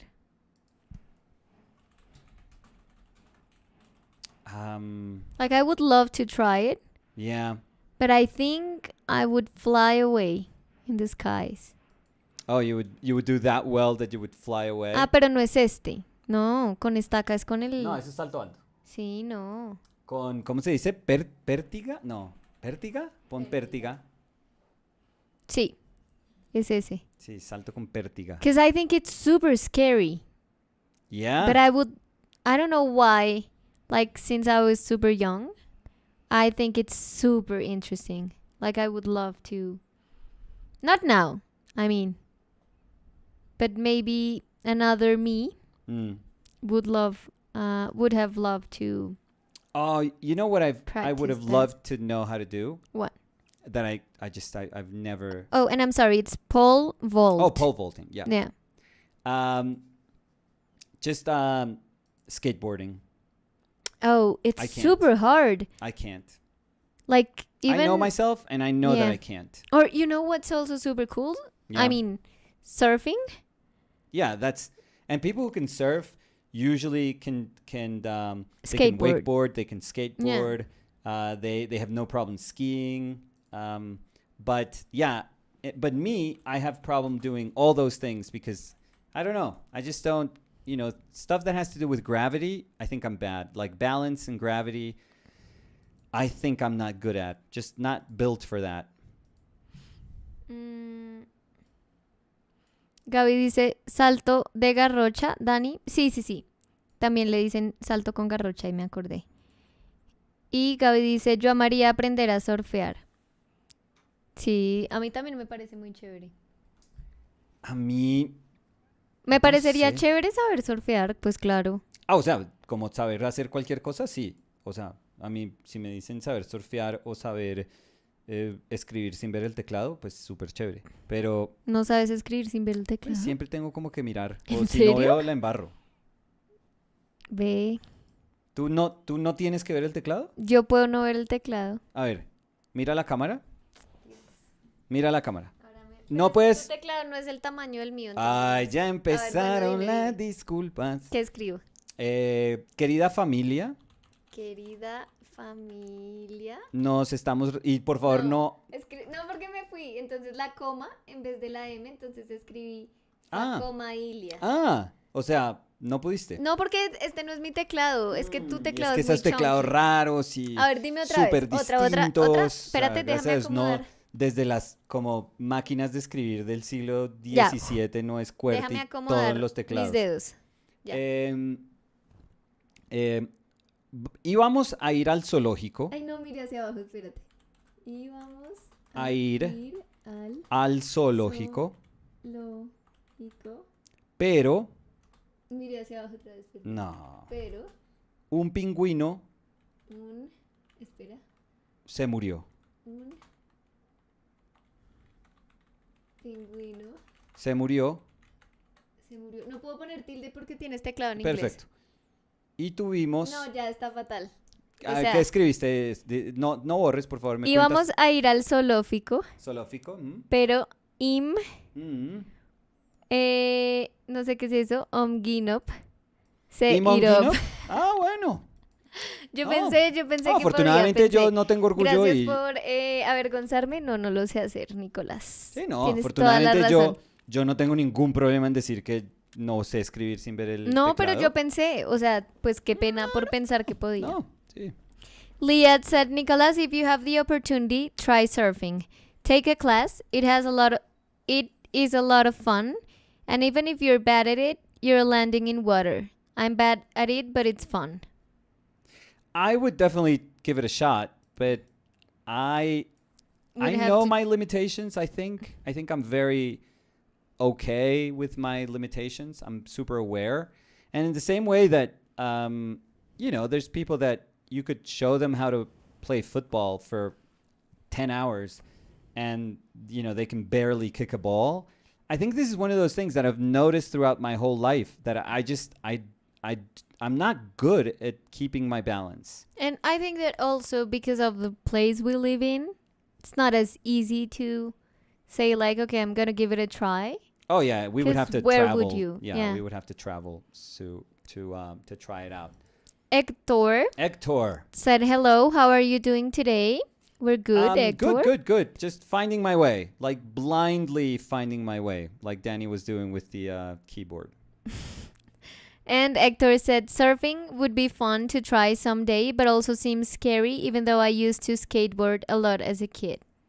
I do think that, because when I think about surfing, Yeah. I think about like super small waves and just like going around the little waves. But when you see like a super pro surfer, No, it's terrifying. Like yeah, I wouldn't do the that. size of that waves. Yeah. No, thank you. No, I wouldn't do that for sure. Like I'd be fine just standing up and on the board Yeah. and moving like 5 meters. Yeah, like riding one tiny wave. Not The even ones that wave. you are in the ocean and you just go up a little and down. Not the ones that drown you, but the ones that just move your body. I would love that. But yeah, I would be terrified to ride a super big wave.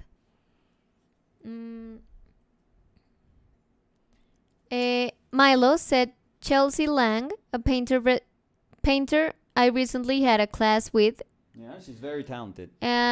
said that my style of painting Yeah. reminds Nicolas. Oh. Made me happy. Oh. Let her know that she's tremendous. She's a very good painter. Liette said, Hector, I'm much more scared of skateboarding because I know I would break something. LOL. Oh, Oh, but for sure. surfing, you could break something too. You can also hit the I mean, You could hit the board. well, Yeah. Claro que sí. I don't know how super common that is to just break your leg or break your shoulder because you hit the board. I think wiping out the toughest part is just a wave crashing on top of you. I think that's what can be super scary. Okay.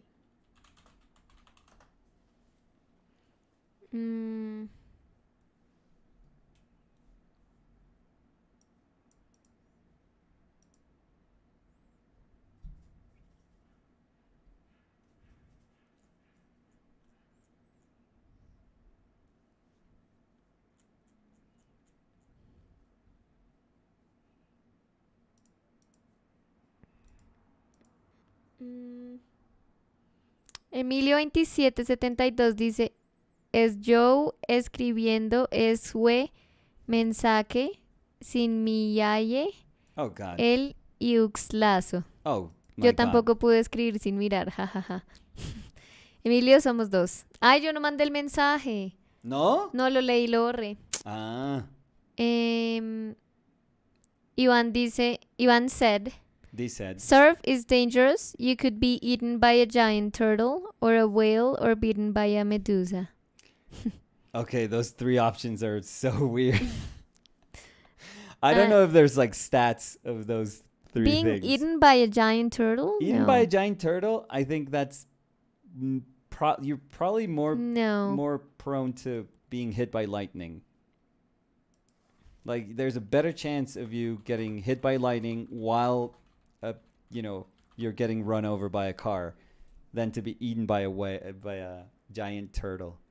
I don't know. Do turtles even eat people? No. They bite, but I don't know if they eat people.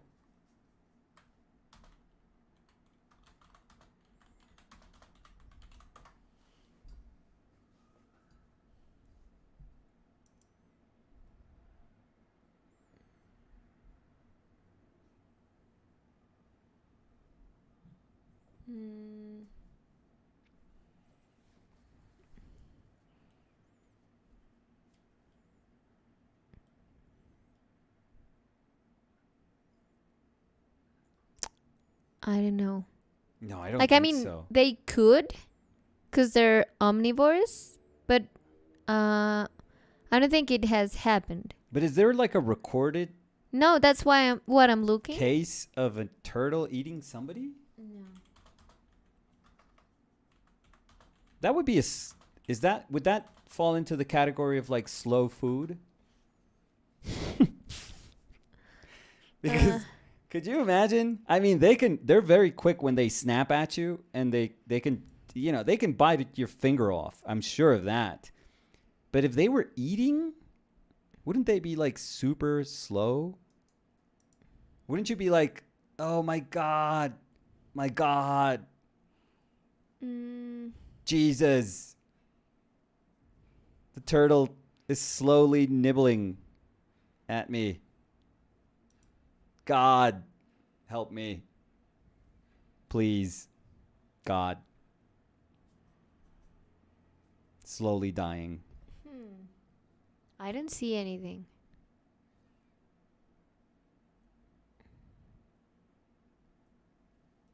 Yeah, someone saying how.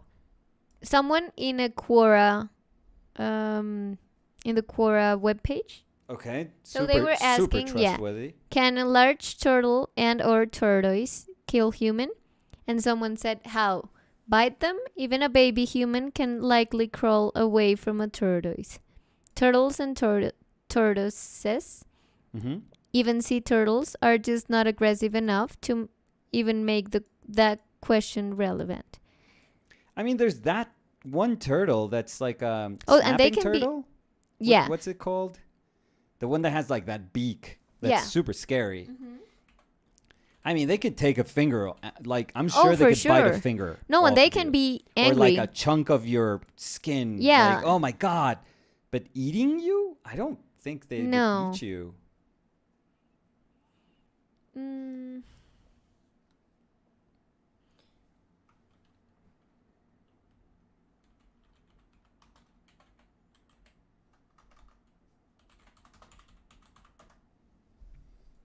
Are they even like fast swimmers? I think they...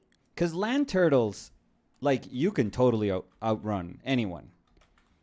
But then I would think, like, okay, but if a sea turtle is coming at you, like, how fast are they? Sea turtles are generally not extremely fast swimmers. Okay, so... Usually, they cruise at around 0.9 to 5.8 mph. Miles per hour? Yeah, so 1.4 to 9.3 kilometers per hour. Okay. But have been found to swim up to 22 mph. Okay. So 35 kilometers per hour. Okay, yeah, that's very when fast. They're frightened. Okay, that's super fast. Yeah. That I can see, but when they're frightened, not when they're like chasing food. No, when they're not aggressive. I mean, you can see a turtle biting someone. Yeah. And then they go. Yeah. It's not like they're going to bite until they kill someone. I mean, should we accept, though, that a lot of the things that we're saying are probably based on Finding Nemo? No? Well, like 80%? They're unfunded, but yeah. I don't think they are from Finding Nemo. I think 80%. If I think of a sea turtle in my mind, maybe 80% of that, those images and information comes from the very Californian turtles from Finding Nemo. Dita Art said the red spot near their back, they're dangerous. What? With turtles, you're saying? And then they said back. Okay, I don't... No, I don't know. I don't get it. Leah said, yeah, but you don't start in big waves. You start with small, easy ones. Yeah, for sure. And you start with a giant surfboard, not those small pro ones. Ricardo dice, or you can get punched in the gut by a mantis shrimp. Mantis shrimp. What? Okay. A ver, mantis shrimp. I mean, like a Medusa? Oh, I'm horrified of those. I am absolutely horrified of those. Those things would kill me, I'm sure of. I'm like completely sure that those things would just destroy me. But in fact, I think I'm probably even more scared of like those stinging animals than like a shark. Like being bit by a shark.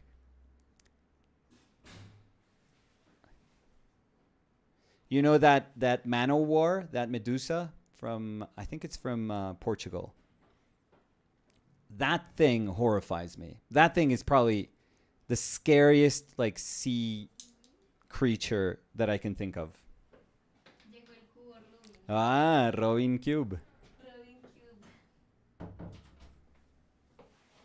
I was thinking like what sea animal? Sea, not just water or like, because I think if it was like I don't know, like swamp animal or lake, or it would have to be like a river. It would have to be a crocodile. Like crocodiles have to be. No, but what you didn't say the sea animal question. scares you the most? Oh, all of them. The deep sea animals. Any? The deep sea fish. I think they're terrifying. So any? No, deep sea. Like Is there something called like deep sea? Yeah. Is this the abyssal fish? These ones, yeah. Okay. Like a deep sea. What is it called? Abisal? Like deep sea? Is that what it's called actually? Pez abisal? Is that the actual like name? Deep sea fish are animals that live in the darkness below the sunlight surface waters. Okay. That is below epipelagic or photic zone of the sea. I think those are terrifying. Yeah, but that probably wouldn't kill you, would it? Those things are small, I feel. I mean, they'd be scary. You're right, though. Look. They're not small. Oh, they're not that size. No. No, that's not the Look, size of those. Look. That is not the size. I Look, it's refuse to the believe. actual size of things that can scare you. This is a video. Oh my god, that's the size of that thing? They can be super big. They could swallow you. Yeah, they are super it. big. Yeah, no, that enters into like one of Nightmares. the scariest things now for me too. Oh, I always thought they were like smaller. It's called anglerfish. Let's see. There, that's what else. Anglerfish. Oh, forget it. But yeah, but with the deep sea fish, I wasn't just referring to that, because there's a huge like a squid, variety like a giant squid of deep sea fish. Yeah, look, when you look for anglerfish size, you get this, the one I showed you. Ridiculous. I had no idea it was that size. Ugh, no. And the knowledge that you had of that, like the size of that, maybe it comes from Nemo, because they look super small in Nemo. Maybe I'm learning that everything I learn about the sea is like Nemo. From Nemo, yeah. Because look, in Nemo they're like this, so they would be. Yeah, a little bit. That's a baby one. They wouldn't be that terrifying. I mean, that's a crazy one, but no, but I've known of that fish since I was little, for sure. I think I remember having like books where they showed you like, these are some of the most like unknown, these are like animals that you know nothing about. And I remember that one and the horseshoe crab. This one's another. And yeah, what the hell is that? This is an anglerfish. Oh my god, no. They are terrifying. Yeah. I started saying that the man-o-war was the one that I'm scared the most. Man-o-war? I don't know what that is. Yeah, it's like a medusa. It's like one of the most poisonous medusas like in the world. Oh, of course I would be terrified. But I can't like. Oh, this is. That would kill me instantly, I feel. Because I'm like one of those people that's like allergic to everything, like stings. Anything that stings. So I think that thing would kill me instantly.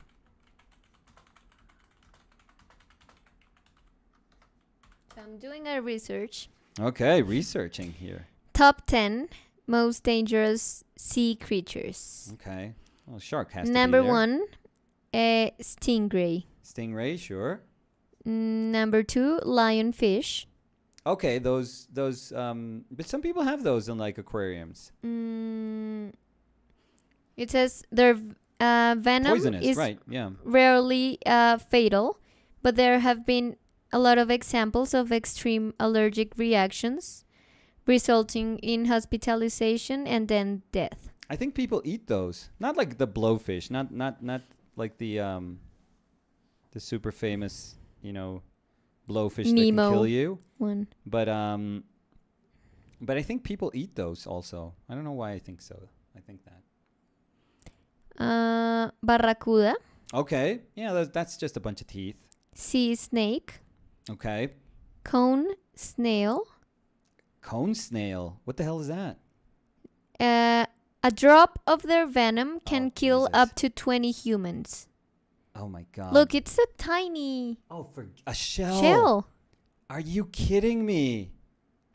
It's like our frog that can kill like 100 people. No, now I'm scared. It says the cone snail is incredibly venomous And it's common. and can easily be stood on. Oh, can you find it like in the streets? Well, not in the Of streets. Bogotá? Ay, Nicolas. Cone snails are a group of extremely venomous sea snails. Oh, forget it. There are over 600 species around the world. What? They're They're all? capable of stinging humans despite their mundane appearance and should never be handled. Their shells are often colorful, displaying interesting and complex patterns, an unfortunate attraction for humans, and a deterrent Yeah. for predators. Predators? Or predators. Yeah, predators. Their venom is extremely toxic and can be fatal to humans. Oh, forget it. Interestingly, the same venom has been studied for the medical uses that might have. The other one in the list Yeah. is stonefish. Stonefish. Look, Oh, I think I've seen those. Oh, those are venomous too? and it says they're also easily stepped on. Oh, fuck. Okay, it says heart-stopping, extremely painful venom. Okay. Just because you stepped on something, like, great. And I don't know why it great. says extremely painful. Well, Because sure. in the other one, it was like it can kill up to 20, but this one specifies it's extremely painful. So I would like to know, Do you think there's why? a test? Like a controlled test, and doctors are like, from 1 to 10, how painful is it? 10 being extremely painful. It's like, 10! look, it says 10! the stonefish is regarded as the most dangerous living fish. What? They're found along the coasts of the Indian and Pacific Oceans. Okay. Their sting are excruciating and can result in hospitalization and even death.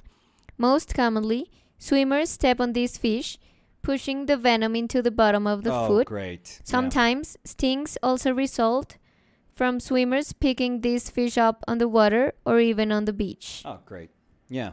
Awesome. There's another one called Titan triggerfish. Okay, I've never heard of that one. Dangerous aspects can bite through flesh. Oh, great. Yeah. They're found in coral reefs in the seas stretching from Australia to Thailand. Okay. These fish have been known to be aggressive, biting divers who come too close to the nest. They should be avoided if diving around coral reefs. Triggerfish grow up to 30 inches or 75 centimeters. That's what they're called? Triggerfish? Yeah. They're triggered by you And swimming too close to their nest? Yeah. And usually feed on sea urchins, Sea urchins, yeah. tube worms, coral, and mollusks. Oh, wait. Espérate. Es que mi mamá. Hola, Lolis. Es que estamos transmitiendo. Ahorita te llamo. I have like 10 missed calls. No. It's nothing bad. Are you I sure? mean, I just saw, yeah. She's like, oh, I miss you. Oh, okay. Call me. Yeah. Yeah, no. Because 10 calls. No. It's fine. Yeah, that's why I checked, but she just sent a message that says like, oh, call me. Now she said, okay. Oh, okay. So, triggerfish, Trigger, yeah. They've also been observed displaying aggressive behavior towards other fish. Their bites are not venomous, but they are painful and can inflict serious injuries. There's another one. Yeah. Called flower urchin. Flower urchin, okay. It looks like, I'm scared because it looks like everything down the sea. Yeah, I mean, yeah. you could. Don't step on anything. It says sharp and extremely venomous spines. Oh, God. This creature is considered to be the most dangerous archine in the world. If touched, the archine can deliver excruciating stings that may result in hospitalization. They live in coral reefs, seagrass, and sandy environments. Blue-ringed octopus. I told you that I was, when I took a trip, graduating from school. Mm-hmm. To San Andres? San Andres, yeah. I was drunk. So, yeah, I mean, everything could have been avoided, obviously. But I was drunk and we were just fooling around with a friend in jet ski. And we were pretty much just trying to get like wiped out. It was stupid. We're like 17, so we're dumb. And 17. Yeah, we're stupid. Pero no es la edad legal. Yeah, oh, of course. But there was one time that I just went flying off and I landed and it was kind of shallow and I just stepped on like all my foot, like stepped on a sea urchin. And I knew it immediately. I was like, oh my God, fuck, like, oh my God. But then the rest of the trip, I had to deal with having, like, I would try to take all the spines, all the out of my foot, but I couldn't take them all out, so I was limping. I've heard that they kind of attach to the skin, so it's like super. So this is the story. I was limping for the rest of the trip, like all the time. Like I felt like an idiot. But I would limp the rest of the trip. And when I got home, I told my parents, and I was like, oh, it's so painful. And I remember my dad touching me, like, underneath, like, my foot. And he was touching underneath, and he was like, you still have, like, a bunch of those inside. No. So, but it was very painful. I remember he tried to take some of those out, and he was like, no. And it kind of got, like, not infected, but it, you know, weeks went by, or maybe even, like, I remember being months, maybe, that it was still super painful. And there was one time that I was like, I am going to see if I have some of these things still inside of me. And I just started like, you know, stabbing myself. It was terrible. And I was finally able to get like 2 out. It was like the most, you know, absurd amount of like pain that I had felt in my life just suddenly stop. Like it was so painful that when those came out, I was like, oh my God. And it was like it was horrible. It was absolutely horrible. So Dita Art, that was talking about the red spot near the back. Yeah. Said the name of the turtle family is Chelydra serpentina. It can bite your fingers and toes off. Oh yeah. I'm positive that there's like a bunch of like those a bunch of turtles that can like bite the crap out of you. Yeah, but I don't think they can kill you. Yeah, it's like saying like a parrot or like a parakeet. But maybe parakeet can like mess up your nose. Maybe if they it just starts nibbling at it. Maybe they can kill you because of the infection. I think maybe, but I don't think they are like a dragón de Komodo or something like that. No. But maybe because of the infection, yeah, but I don't think like they can attack you and kill you in the attack. Life or death. You know that I've always liked to think of these things, but life or death situation, I think I could take on any turtle. Life or death. I know, I would never hurt them. I know you would be team turtle instead of team. I would let them guy bite who me. No, I would smells be like terrified. closet. But I know, I'm always your team, but I wouldn't be able to kick a turtle. Oh no! Maybe no. I mean, I'm Bart Simpson the crap out of them. Like I'm gonna be like super honest. They have like squeezable necks. If they are trying to kill me, well, I'm gonna protect myself. We're talking about life and death. Yeah, life and death. Let's see. Asif said, "Wow, what did I miss? Why are we talking about fish?" Just because. Oh please, come on! You don't need to ask those questions here. Cody said, "You missed your calling." You're calling as a doctor, Nicolas. Ha ha ha. I would have been. Ever since I was little, like I can, and this is gonna sound terrible, but like an ingrown nail or anything that you have to stab yourself to like gouge out, like I could do it. I think I would have been an amazing surgeon. I have that in me. Like, yeah, I think you would. I want, and I could do that like with me. Like if I got something inside and it's infected or something, I have to take it out. I'm like, I'm not going to the hospital. That's a very my father thing that I have in me. It's like, give me a knife. Sometimes it's not that wise. Give me a knife. Give me some antibiotics for like the future infection, and I'm perfect. Ricardo said, yeah, monowars make me so scared. I see them sometimes floating around and I'm like, welp, I'm dead. Yeah. And Ricardo dice en español, una vez estuve con unos amigos en mar entre dos islas.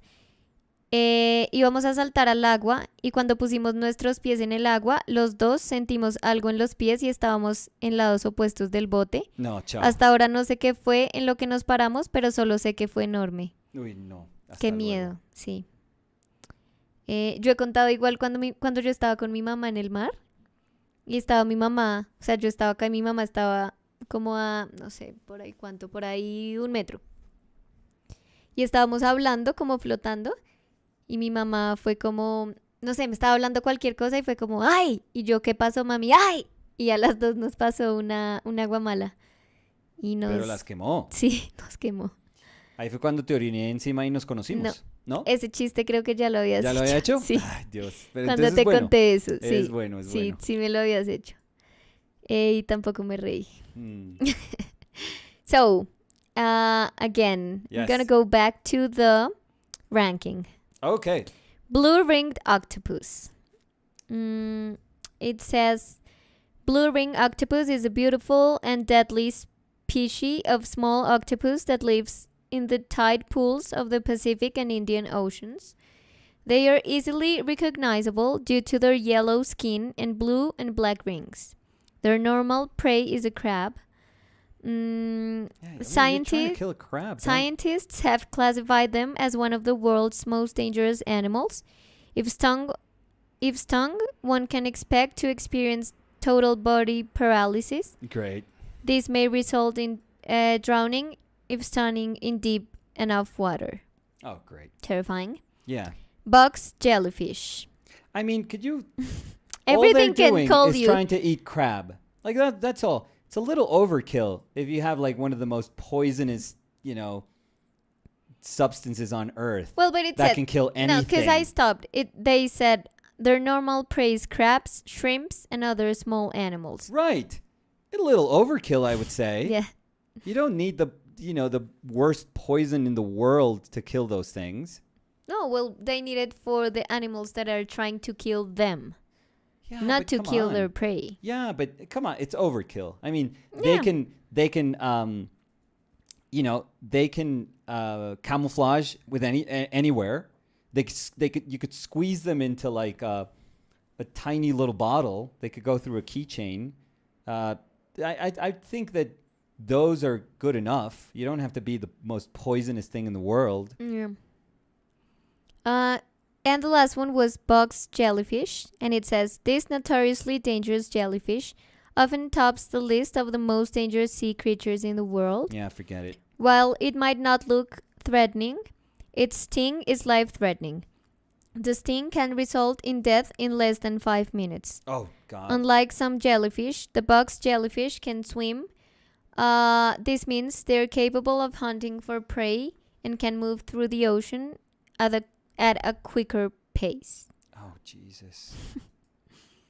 So, yeah, just the so ocean. If they want to sting you, it's like, I'm going over there to sting you. Yeah. Oh, fuck me. No. Yeah. So now I'm not going back to the ocean. Never again. Why? And we're traveling. Yeah, but no, I'm not going into the beach. Just tipping the toes. Yeah, not even. Maybe I step on something and die.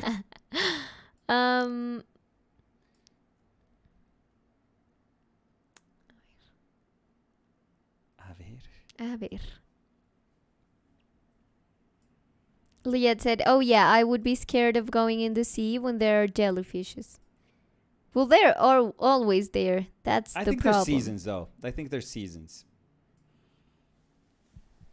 And many times, like nowadays, you always see, like the beaches are always like super responsible, and they'll tell you like, hey, it's like, you know, jellyfish season, don't go into the beach. Yeah. Don't go into the sea.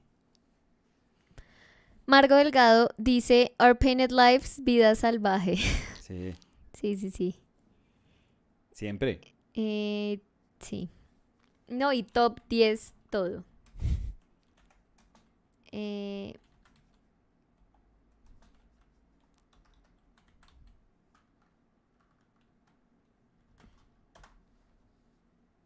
No.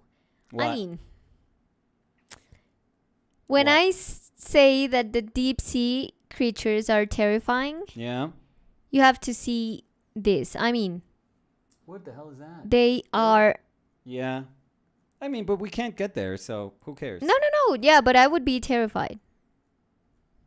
I'm never gonna be there, but I'm still terrified. It's like if they told you, like, oh, in outer space, like 100 million light years away from Earth, the creatures are super horrifying. It's like, okay, great. Never gonna go there. No, but you said, what's the one that I would be more scared of? Well, that. Like being there? Yeah, but those stupid, like, jellyfish or, like, the shell. The shell is like, come on. I mean, if God made that shell, it's like, what are you doing? Why? To kill human beings just because they're stepping on something? It's like, oh, look, this beautiful shell. Oh, you touched it, you're dead.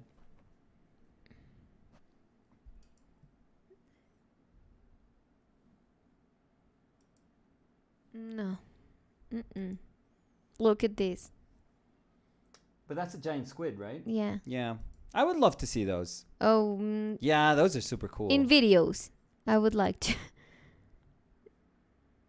And you know that they fight with the sperm whales, the giant squid. Yeah? That's like, they say that that's like the coolest, you know, fight in all of like, you know, sea. Have you seen when whales explode? Oh, because of the gas? Yeah. It's so crazy. Yeah. It's like That sounds like a reality humongous. show. No, when, it's... when whales explode. But, I mean, look at this. Yeah. It's like... I mean, it's a whale. Yeah. Yeah, but yeah, So that's crazy. scary. Yeah. There she blows. That's actually a good joke, actually. Liet said, there are seasons and box jellyfish, I think, is only at certain times in Australia. Jair dice, preguntita. ¿Cuándo debemos enviar las fotos para las pinturas que vienen con el libro de Kickstarter? ¿Ya se mandó eso, Jair? Sí. Sí, yo mandé un correo. Yo puse un mensaje, Jair, porfa, mire si no le llegó. Pero puse un mensaje en Kickstarter, desde Kickstarter, para todas las personas que hicieron... ¿Ese tier? Sí, que son los de los 100 que artistas. apoyaron esa categoría. Y les dije, tienen dos opciones. Me pueden o escribir a quién quieren que pinte, o si quieren algo súper específico, me pueden mandar una foto a este correo, y mandé un correo. No lo voy a compartir acá para que no se llene de personas mandando cosas, pero porfa, entonces, Jair, cualquier cosa me escribe si no le llegó, si no vio ese mensaje, pero chequee porque de pronto lo tiene en spam o de pronto no le, como decimos nosotros, no le paró bolas a ese mensaje de Kickstarter, pero mire, porfa, chequee y me cuenta.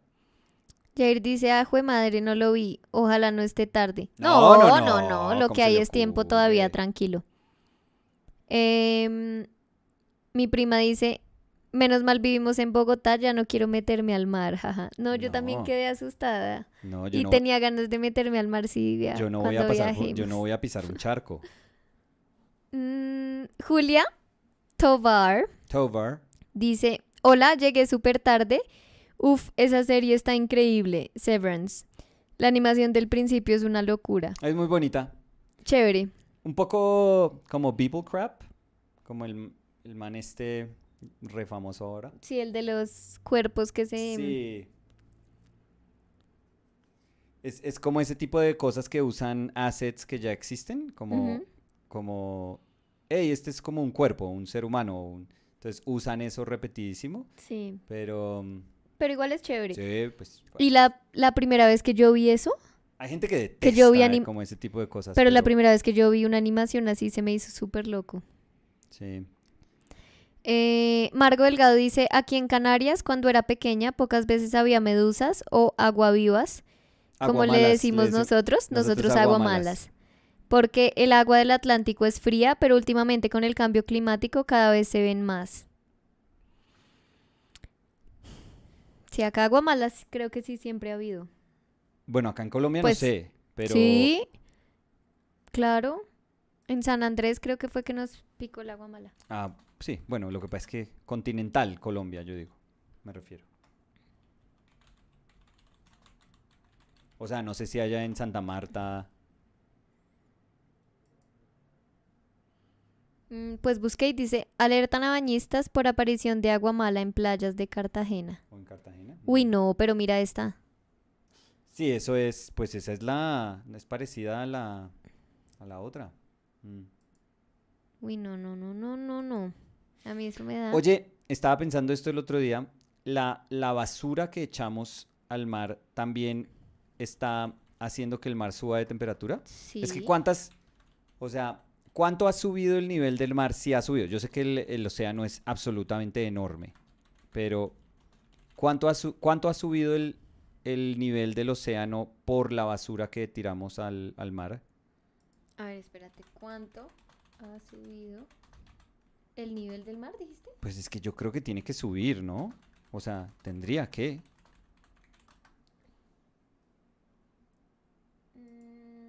A ver, crisis mundial de la basura. Esto es en BBC. Ujú. Tres cifras impactantes sobre el rol de Estados Unidos. No, pero eso no es lo que necesito. No, no, no. Me encanta. Gracias, sí. Muy muy Dani. Voy a comenzar a hablar. No sé si tenga que ver con lo que estamos buscando. Mm, pues, pero es que tengo que interactuar y buscar todo de una. Entonces, para mi No, defensa, no tienes que interactuar de para mi una. defensa, Pues no me toda jodan. paciencia. Uf. No me joda, señor, No que me huele a joda. closet. A ver, dice, Vaya y metas en su en el New closet. York Times dice de Ujú. nuevo, no sé si va a funcionar. En el Océano Pacífico hay unas 87.000 toneladas de basura y contando. Mm, 87.000 toneladas. ujú. Pero eso tiene que tener alguna incidencia en el nivel del mar, ¿no? O el mar es ya todavía demasiado grande como para que Pues obvio 87.000. tiene incidencia, incluso pues ha tenido incidencia en los animales que viven en el mar un montón. No, sí, pero me refiero al nivel del mar. Que se desplace el nivel, que la basura esté haciendo que se desplace el nivel de... Porque es que uno no puede echar un volumen, eso es una de las leyes, ¿no? Que un volumen, no, ya no me acuerdo cómo es que dice. A ver, bueno, en este dice Ocean Trash, 5.25 trillion pieces and counting. No, pero no, eso no dice nada. Pues, No, pero eso no estoy es el dato tratando que de estoy buscando. buscar. Ese no es el dato. Gracias, Linda, gracias. A ver.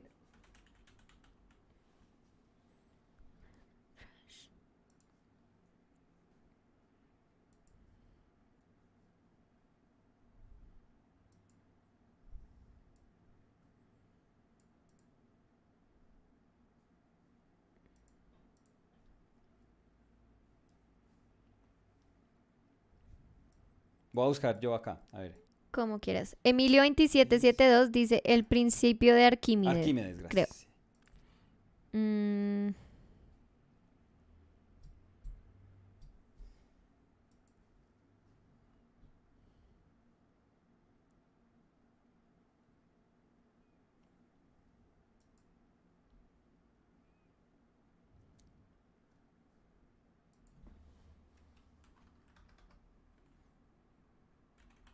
Yeah, I would have thought that so much, so many millions and millions of tons of trash put into the ocean would have had an effect on sea levels, but maybe not. Maybe they just, they either go back to shore or they sit. The plastic is at the sea floor. And I mean, that's a whole lot of problems, but I don't know if it's enough to affect the sea levels. But it doesn't. I think that one of the biggest problem is that it floats, not Right. that it goes to the I think floor that's a of huge the problem. sea. But I think that's a huge problem. Yeah, Like that's plastic at the sea floor, I think that's a huge problem too. Yeah, but plastic that floats also. And I think Oh, yeah. that has to do a lot with the temperature of the ocean. Mm. Because, like, it heats the water. But I mean, we're talking from our. Ass? Yeah. Yeah.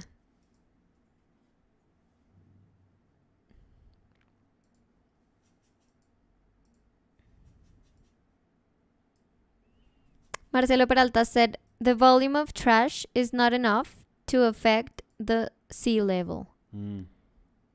Yeah, there's still so much water. Julia Tovar dice, Julia? le conté a mi esposo Andrés Sí. que eran bien pros en Mario Kart y se emocionó mucho porque él es el más. Me preguntó que si juegan online. Él opina que ese es realmente el reto más difícil. No me baneen. No, No, la siempre verdad. jugamos entre los dos o solos, pero no hemos jugado online. No, pues sí, no, pues es que si uno compite contra gente buena en el mundo, no, yo creo que ahí uno Pero es que igual, descubre. sí, pero es que igual, o sea, yo no diría que nosotros somos bien pros en Mario Kart. Yo diría es que queremos tener las 3 estrellas en todas las pistas. Sí. No sé qué nivel sea ese. De pronto, No, pues como para la gente dice- pro se ríe de eso. como dice Julia, mi esposo Andrés. Entonces, de pronto el esposo Andrés ya tiene obviamente todo eso. El padre Antonio y su monaguillo Andrés. Pero sí. Toca, Julia, que nos cuente si Andrés ya tiene las 3 estrellas en todo. De pronto Que es yo como, creería que sí, que es como que, a ver. Sí, pero yo nunca diría que somos muy pros. Nos gusta y damos nuestro mejor no, pues ya, últimos. intento, sí.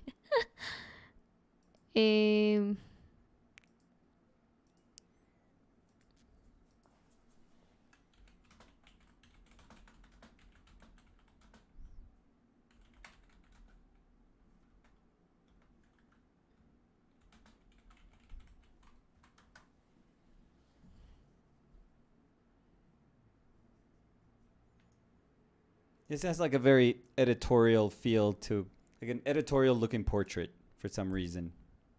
Editorial looking? Yeah, something that you would, see in like like a New Yorker piece on like the show or something like that. It kind of has that feel. I really like it. I like it too. I And like it too. It You know became- why? Oh, I'm sorry. Go No, ahead. go ahead. Go ahead. No, go. It can. No. It was. I've been super conscious of just the construction of this kind of floating colors Mm-hmm. because I don't know why that's kind of where I landed. Like that's where I thought the painting had to be resolved. It's super nice. It's very different from what I expected to paint today. But I always tell myself like there's always one way in which you think things are going to go, and then there's the other way in which things actually go. So I'm happy. I'm super grateful to be like, okay, this is how we're painting today. Great. You know what I really liked? Yeah. That you Aside from my smell of my closet yeah, smell. I love it. Yeah. That you made the mouth Yeah. super small. Yeah. Because we've been talking about that, like the tiny smile Yeah. he has always. Oh, he has like a smirk that's amazing. Yeah, so I think that's amazing. Julia dijo, sí, me lo dijo como si no fuera nada, jaja, que él ya tiene todas, pero para mí sí es admirable porque yo soy muy traste en Mario Kart. Yo soy más de juegos de aventuras tipo Donkey Kong y Mario Party. Me encanta. ¿Y juegan juegos de aventura juntos? Uy, Julia, Julia. pero Tropical Freeze, el de Donkey Kong, es jodidísimo. Ese juego es jodidísimo. Margo dice, el problema son los microplásticos que ya están en todas partes, incluso en nosotros, porque comemos pescado que a su vez los han comido. Jair Piñero said, LOL, you are right. I can see this in the New Yorker.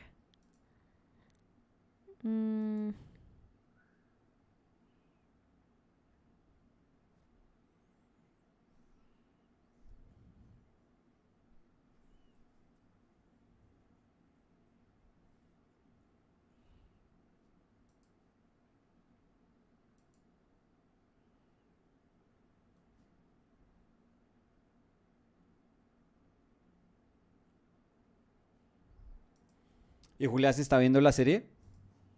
Sí, ¿O pues la están viendo? sí dijo que estaba chévere, yo creo.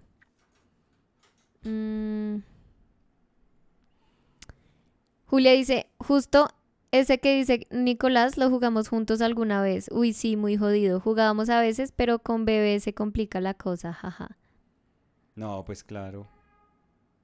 Toca que le enseñen cuando crezca un poquito. Julia, toca Para que que jueguen todos. toca que le den un control desconectado para que piense que está jugando y le van diciendo, uy, súper, súper. No, porque después cuando crezca y quiera jugar se frustra porque No, creía que jugaba increíble cuando... no, así es Samuel. Yo desde chiquito me lo ponía encima, como en la barriga, y le daba un control. Y le decía, uy, mira todo lo que estás haciendo. Y eso despichaba ese control y Sí, era así era mi hermana feliz. Natalia con nosotros. Para cuando ellos querían jugar FIFA o cualquier cosa, le daban a uno el control del Super Nintendo cuando éramos chiquitos y pues uno no sabía que estaba jugando con ese. Era para Y que mis ellas jugaban papás, Play. no, era ella con mis primos para que mis papás no los regañaran por no No, dejarnos que digo jugar. que ella jugaba Play, Ella jugaba pero te Play, daban el sí, control del pero pues Super. a mí después no, mi hermana conmigo no, pues porque además yo era la dueña del Super. O sea, era de las dos, pero el Super estaba en mi cuarto, entonces, pero sí me acuerdo a mis primos, les hacía eso mucho. Entonces ponía el cable y Mm. lo pisaba con el play, como para que se sintiera como que estaba conectado y a jugar. Llevaba la mentira lejos. Y me acuerdo una vez que fue ya un poco, ahí nos pasamos, fue chistoso, pero mi papá nos dio un mouse antiestrés, así blandito. ¿Mouse antiestrés? Sí, o sea, como una bolita antiestrés, pero con forma de mouse de computador. Mm. Y nosotros decíamos que era un mouse inalámbrico y se lo dábamos a algunos de mis primos. Casi dices Mientras cuál. nosotros, sí, mientras nosotros jugábamos Carmen Sandiego Mm. o Coladonauta Maicena. Clásicos. O el mejor, el de la Pantera Rosa, Misión Peligrosa. Mm. Gran juego. No sé si alguien lo haya jugado acá. Sí, sí. ¿Ese venía con un cereal o algo? No, Coladonauta Maicena sí. Con Mm. la maicena y era para Sí. aprenderse las tablas. Mm. No me sirvió para aprenderme las No, tablas, no te sí, tú pero todavía ves el celular. me aprendí el juego.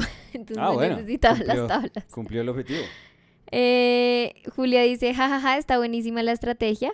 Acordándome de Dani diciendo, entre comillas, Mario Bros, como el apellido de Mario. Yo de chiquita pensaba que era Donkey Kong. Don, Don Kong. Don Genaro. Donkey Kong, pues claro. Claro.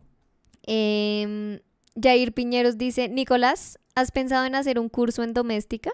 No, no. La verdad, o sea, así súper... No, el modelo de doméstica, pienso que son muy generosos con todo lo que ofrecen, pero el modelo de doméstica no se me hace generoso para los creadores. Sí, pues incluso se te propuso. Sí, me lo han propuesto varias veces, pero no. Y no quiero decir que no haya cursos buenos ahí. Seguramente a las personas a las que mejor les va son las personas que hacen cursos de software. Ujú, como el que yo vi Sí, para tú hiciste aquí. Final Cut, la Sí, verdad, perfecto, súper útil. súper bueno. Pero yo Ujú. creo que artistas sería muy extraño encontrar artistas que le digan a uno que de verdad les significó una entrada de dinero chévere. Entonces, Para mí todo tiene que funcionar. O sea, que sea un buen curso, que sea útil para mucha gente y que le vaya bien a todo el mundo. Que la gente quede contenta cuando toma el curso, pero también que las personas que ganan no sean solo doméstica, que sean los artistas, los creadores. Tengo curiosidad de ver esto que compré. Emilio 27, dime. No, pensé que ibas a hacer unboxing. Sí, lo estoy haciendo para mí misma. No, pues eso no es muy unboxing entonces. No, es que es como una peinilla, Bueno. pero tiene un color divino, mira. Pero es que ya le tengo susto a las cosas que tienen Mira. colores bonitos. Sí, está horrible, Lindita. Ay. No, mentiras. Estoy molestando. No, a mí me encanta. Estoy molestando. Lo importante es que te guste. Yo no tengo ningún uso para una peinilla. Emilio 2772 dice, yo hice uno sobre los principios de animación y me sirvió bastante. Sí, hay cursos, por eso pienso que en software hay cosas que son súper útiles. Sí, Lo que yo creo pasa que es que lo que dice Nicolás no es tanto para el consumidor, porque pues el consumidor recibe a un muy buen precio bastante como variedad de cursos, sino para la persona que dicta el curso. Que creo que para los artistas que dictan los cursos, el pago, lo que tú estabas tratando de decir es que el pago no es... Sí, no les No les significa mucho. un mayor ingreso. Quien gana muchísimo ahí es Doméstica, que el negocio de ellos es hacer cursos, o sea, ofrecer es una grandísima cantidad y variedad de cursos. Entonces, ellos no ganan por curso, ellos ganan es porque ofrecen, no sé, 500 cursos. Kakeiro Yes. dice, sí, yo me acuerdo, jaja, a mí nunca me gustó mucho eso, entonces no me tocó eso. O el autobús mágico, Dani. Ay, ese también lo jugábamos, el autobús mágico. Gran juego. Y había uno que tenía mi primo, Tato, no sé si Cacaíto se acuerda, no me acuerdo el nombre, pero era como, uy, a ver, me trato de acordar. Era como unos animales y había como un jardín y un pasto y había un juego en específico que era como un mantel de como ajedrezado. De picnic. Y uno jugaba, sí, y uno jugaba como con esos espacios a algo. Y era súper tierno y me encantaba, pero no me acuerdo. Y el otro juego que sí fue el que pues nos marcó a mi hermana y a mí, que es ese juego como súper extraño, el que yo te mostré. Sí, pero es súper críptico ese juego. Yo creo que mi papá dijo, ay, ese juego tiene unos colores súper bonitos. No, era un borracho. Y era de un man como que hacía como súper tripeado o algo así, se iba, sí, pero nos encantaba. Lo jugábamos mucho. Qué increíble cuando... Pero me encanta que en lo esa jugaban y no época tenía era... ni idea cómo se jugaba el juego. No teníamos ni idea. Ay, ¿cómo es que se llamaba el juego? Con mi hermana estuvimos hablando de eso hace poquito. No, pues acuérdate que yo busqué un playthrough del juego. Sí.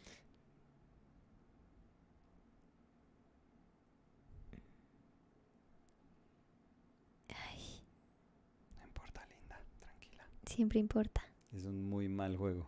No, era muy bueno. Tú ni lo jugaste. Pues obvio no. Era muy bueno. No para nuestra edad. No. Para nada, pero muy bueno.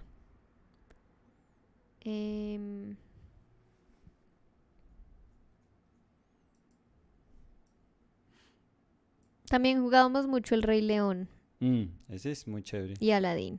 Jodidísimos, ¿ah? Ya tratando de Sí. jugarlos. Sí. Tenemos que volver a jugarlos. Le compré a uno que uno era mucho más hábil a esa edad que ahora más viejo. No, mentiras. Yo no sé No. si a esa edad yo hubiera podido... Bueno, yo solo no, pero... Pero es que Cuphead, igual uno no. nunca... Ah, no. No, y yo creo que igual... ¿Tú te pasaste El Rey León? No. Por eso. No, pero llegábamos súper lejos. Sí, yo me acuerdo, pero también me acuerdo que uno llegaba lejos, pero era porque uno... O sea, el plan era, voy a jugar eso, punto. Sí. Entonces uno repetía 500 veces y 500 veces jugaba hasta que llegaba un poquito más lejos. Sí, uno tenía como... Yo no me acuerdo uno cuánto alquilaba un juego. No era una semana, eran como 5 días o 4. Dependía dónde lo donde lo alquilaras. Yo ahí en Cedritos, al lado de... por la 19, Sí. cerquita de esa iglesia, Sí. Ahí había un centrico comercial así Como así en chiquitico. Caobos, obviamente. ¿Ese se llama Cabos, el centro No, comercial? el de San Juan de Ávila, perdón. Ese. Caobos es el otro, el que queda en la Sí. 147. Y ahí en la parte de atrás, la que daba hacia la Sí, iglesia, yo me había acuerdo. un sitio que alquilaban juegos. Sí. Ese era el sitio de nosotros. Lo que ir pasa a es que alquilar. nosotros casi no alquilábamos, nosotros comprábamos. ¡Uy! No, porque en esa época se podían piratear, iba a decir. Entonces comprábamos los juegos piratas. Pero cuando íbamos a Sevilla a visitar a mis abuelos, Ahí sí íbamos que a eran piratas. alquilarlos Ahí eran piratas de piratas. a un sitio donde la señora se llamaba Nori. Entonces me No, acuerdo. pero tú Nosotros eres le muy teníamos chistosa, tú canción, era Nori, pirateabas Nori, acá y nada más. alquilabas en Sevilla. Pues porque no nos íbamos a llevar todos los juegos allá. Entonces viajábamos con el Play Sí. y decíamos, ay, vamos donde Nori, decíamos Nori Navas, vamos donde Nori Navas a ver cuál Ujú. alquilamos. ¿Ese fue tu papá con el chiste? De pronto y nosotros le Mm. hicimos la canción. Pues sí. Eh, ¿La canción era cómo? Nori, Nori Navas. Es que había una de Dance Dance Revolution que era así. ¿Y le metieron no orinabas? Sí. Pero no le metieron como tomaste a mucha agua y no orinabas. No, era solo Nori, ¿No? Nori Navas. Ah, bueno. Mira mi prima que tú tampoco me creías. Cacaito hizo, no me acuerdo de ese, jajaja. El otro es Larry, ¿no era? O algo así. Yo te dije que nosotros también jugábamos No, Larry sí no deberían estar jugando. ¿Qué les Sí, pasa? pero es que creo que Larry era de Andy Mm, y nosotros jugábamos ese. sí, ese era juego prohibido. Sí, pero el que jugábamos con mi hermana también era súper prohibido. O sea, pero fue increíble. Mi papá yo creo que de verdad no lo compró porque vio como colores psicodélicos que para él fue, pues esos son unos colores súper bonitos. Comprémoslo. Y tenga. Para mis niñas que tripean todo el tiempo. Julia dice, yo en el Betamax de la 116 creo. Mm. ¿Qué consolas ha tenido cada uno? Bueno, es que yo tuve un bache bastante grande. Betamax, dice Julia Betatonio, por favor la Sí, corrijo. porque Betamax Julia. era la consola. Pues sí, Julia. el aparato. Yo tuve el Super Nintendo, después el Play 1. Después del Play 1, mis papás dijeron que mi hermana y yo nos habíamos vuelto un poco adictas a jugar y no nos volvieron a comprar. Después de eso me compraron un Game Boy Advanced. Cuando mi hermana estaba de viaje me lo dieron porque mi hermana se fue a una copa de fútbol. Y bueno, no importa. Ya iba yo a empezar a Sí, esto. contar No, pues mil ahí cosas. estás Sí, contando el tuve resto de el cosas. Game Boy Advance, Comenzaste por mi olor y. que es mi favorito olor Ujú. siempre. Ujú. Mi Game Boy Advanced. Y después de eso, tuve como un vacío gigante donde no tuve ninguna consola.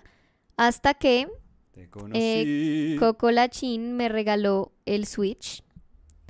Y pues cuando me vine a vivir con Nicolás, sus consolas son mis consolas. What? Entonces No hemos tuvimos hablado un de eso. Play 4 Pro, tuvimos, y Mm, tenemos un Play 5. sí.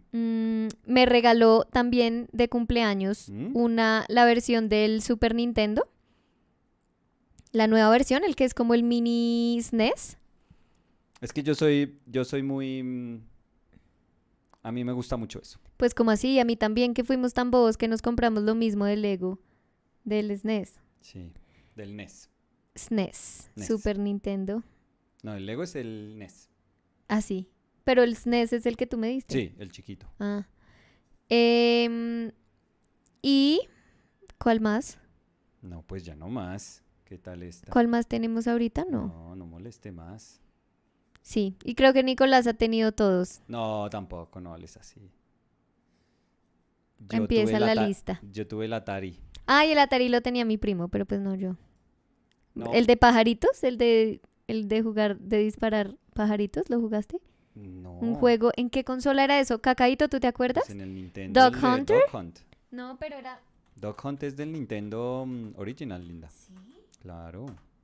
Que el No perro se Entonces mi reía. primo también tenía el Nintendo.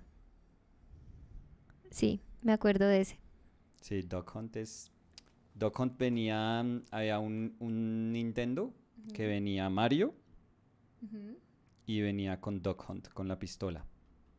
Sí, porque me acuerdo que Me acuerdo de la pistola. Sí, ¿te acuerdas cómo sonaba el resorte de la pistola? Como... mm, Sí, un chung, chung, sí, como un resortico en un hueco. sí. Pero yo me acuerdo también de haber jugado Circus Charlie. Ese es Nintendo. Ese también. Entonces todo eso era lo que tenía mi primo. No yo. Pero bueno, era tu turno, perdóname. No, tranquila. Hoy me has saboteado desde el comienzo. Entonces, Tú a mí pues. desde siempre. Uy, ya, no. Entonces, por favor. Sí. A ver. No. Fuimos, como éramos una familia grandota,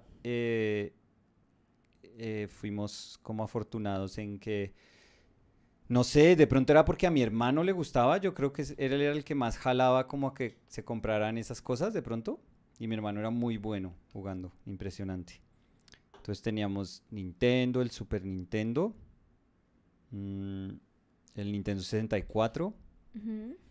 Y lo que pasa, lo que viene ahí es como un bache súper extraño, porque es que realmente ya no había más consolas en la familia y lo que pasaba es que yo ya adulto, eh, de pronto me compraba un Play 1 viejo. Ujú. O me compré un Play, eventualmente me compré un Play 2 chimbo, un Play 2 Ujú. ahí de San Andresito Pues pero te pasó como pirateado. me pasó a mí. O sea, yo tuve el Super Nintendo, no cuando estaba de moda el Super Nintendo. Pero yo pensé que esa era la época del Super No, yo Nintendo. los Plays, no, con certeza. O sea, yo lo que menos jugué porque cuadró con que yo ya estaba como estudiando fue Play. Fueron como el Play 1 y el Play 2. Y es que yo paré de jugar. Yo me fui a estudiar y yo debí parar casi como 10 años de jugar consolas. Entonces, cuando volví con una ferocidad, o sea, absurda. Porque yo decía que es todo lo que me he Mm. perdido. Y Igual yo, que yo. sí, y yo volví a comprarme como el Play 3. Mm. Eh, y, y ya después me compré el, Volviste a decir yo sé me por eso. compré. Me compré el Play 4 y el Play 5 ahorita también, Y el afortunadamente ahí. Xbox. Ay, me ha comprado un Xbox, un 360 chimbo en San Andresito en algún punto. También como para jugar esos juegos que Y tú tienes una nunca había consola jugado. de mano. Una consola de mano. Sí, la consolita que tienes, ¿Cuál? la que usaste para la pintura, en una pintura. Ah, sí, esos son aparaticos como emuladores que venden hoy en día que son re baratos, ¿Y tu pero son chéveres. tu Game Boy no tenías? No, Game Boy no tuve nunca. Muy chéveres. Mm. Em, Jaime Santiago dice, buenas. ¿Qué dice Hola Jaime Jaime Santiago? Santiago. ¿Cómo va Jaime Santiago? ¿Cómo van las piedras? ¿Cómo va la tierra? ¿Cómo va la perrita? Mm, Kakeiro dice, sí, creo que tenía el Nintendo y jugábamos Dog Hunt. Sí, ese lo jugábamos, yo me acuerdo. ¿Hacían trampa pegados ahí al televisor? Pues es que lo jugábamos en un cuarto donde no había tanto espacio, entonces. Entonces, eso es un sí. Ah, no, pero pegado es tocando el Sí, televisor, tocando la no. pantalla Ah, no, no nos del dejarían tocar CRT. la pantalla. Era desde lejitos. Además, yo me acuerdo que era terrible porque era, bueno, le toca el turno a Dani. Pip, pip, no, perdió. Y yo toda chiquita, no, pero otra vez. Y no. Y entonces le Uy. tocaba a mi primo, que podía jugar una hora entera. Y Mm, luego le tocaba otra vez a uno y era pip, pip, pip, ya. pero bueno, por tronca. Pues por Por tronca. pequeña. Por tronca. Qué jartera jugar contigo. Uy. Circus Charlie me encantaba y era buena. Bueno, Lo que yo creí que era ser buena. yo creo que dejamos así. Eh, Lindira. Me encanta, tengo que decir. O sea, lo veo y lo único que me da tristeza Es que es tener que esperar como no sé un año. cuánto tiempo. Sí. Sí. So I think I'm good. I think I'm done. Ajá. How do you feel about it? How was Let's it? start with the Yupo part. Let's start Mhm. with the acrylic part, which that we carried it carried over from last week. Acrylic, it behaves very differently from paper, from actual absorbent paper, to this surface. I think that because it is a thinner acrylic, because it's a little more transparent, or far more transparent, I think, than other acrylic paint, I'm guessing, would be.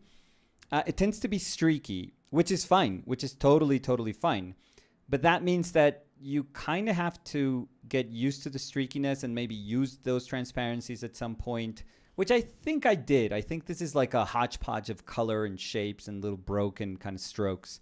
So I'm super okay with that. I think that the manner in which the character is being painted, I think it has to do also with how I understand that character. That I think it's absolutely fascinating. But so that in terms of the acrylic. So it was, I think I had gotten somewhat used to it last week, but this felt like a newer experience. This felt significantly different, like sufficiently different so that it warrants like, you making like another set of or constructing like a whole new set of variables when trying to put together a painting. So yeah, so that's cool. I mean, it's interesting for sure. Paper was probably the biggest, the coolest thing, but the thing that I'm like, oh, okay, maybe if I have like a far better idea of how I want to go about constructing this painting, then I can actually push what the paper is allowing me to do, because all those puddles that are underneath, they dried absurdly quickly, like insanely quickly. It was surprising to me, realizing how just I would put a wash down and just the acrylic resin in the paint, watered down, was doing the rest, and it was just it was probably like a minute or 2 minutes would go by and it was totally dry. It was touch dry. So I was mindful of not picking up paint. I don't think it happened anywhere. So I knew that if I started with this washiness, I would have to wait a little bit and then go a little bit thicker, and then eventually, the thickest where I painted is probably the nose. That's the one shape that's coming towards us more. And I think my favorite part of the painting is this little area on the nose that it has opaque paint, and then you can see that little window of that transparency there. So those would be some of the things that, now that I know, like, can be done naturally in Yupo and acrylic, I think that would be something I would pursue eventually if I wanted to start constructing a painting. I tried some dry brushing here just to see how that would feel. I'm not super judgmental of surfaces. Like I try not to have prejudices when starting a painting, and I try to be open-minded so that while I'm painting it, I'm recognizing what is happening instead of fighting it. So it was very, very interesting. Super, super interesting. Again, there's this thing that I'm noticing with me. This is not like a painting thing. Like it's not as if these paints plus this substrate are conditioning me in some way, but it is such a sketchy medium. Like I don't think I could see myself doing a painting, like let's say an indirect painting, maybe 2 weeks, 3-4 weeks of painting. I don't think I could see myself doing that, because the nature of the paint, the paint quality also, for me, again, this is a me thing. I'm the one who's making these assessments, because I can only tell you what I'm feeling while I'm painting. I think it's gorgeous if you were just studying something, almost like you're painting vehemently, like you're painting quickly, and it just lends itself to be a very speedy painting, a painting that you can very quickly access washes and then sort of semi-opaqueness. It's very nice. I think it lends itself to being super reactive paint. But I'm not quite there with the paint, but it just seems like that's a beautiful quality that the paint can have. So I don't think I would ever just say, hey, I'm going to take this and try to see what a 4-week painting looks like. I mean, that could be interesting also. But the thing is, I think that the layering, there's going to be a point where if I start layering opaque on top of opaque, because eventually that's what you would get to. Mm-hmm. It would lose interest. I would lose interest, because to me, if you just start putting opaque on top of opaque, it just doesn't seem that fascinating to me anymore. Like I could do that with oil paint very easily. So to me, these sort of things are the ones that are have character, that sort of tell the viewer, hey, this is the character of this paint. And this was done knowing that this is the character that this paint possesses. So it's very interesting. And in terms of the image, yeah, I mean, I think right now we're in like our honeymoon stage with this character, with Mark. So anything that is reminiscent of that character is very attractive to us, I feel. Yeah. I feel that we are very invested in the portrayal and the character. Yeah. So, yeah. So there is that, that warping feel. If you guys have seen it, we talked with Danny. We're not going to talk about the show. Yeah. But the warping feeling that this painting has, I think it's like, it's very, very reminiscent of that one particular sequence that we were talking about at the beginning. Yeah, and the smallness that of we the mentioned. We weren't even talking about it. The smallness of the mouth. Yeah. I think it's cherry on top. I think it's to the people that have seen the acting. Yeah. Like the expressiveness of the character. Oh, what an actor. I mean. Yeah, but I think that also that smile, it's not only smirk. from what? Smirk? It's like a tiny. Yeah, but that little smile or smirk is not only part of the actor, but of Mark S. Oh, yeah. Like the character. 100%. Oh, yes.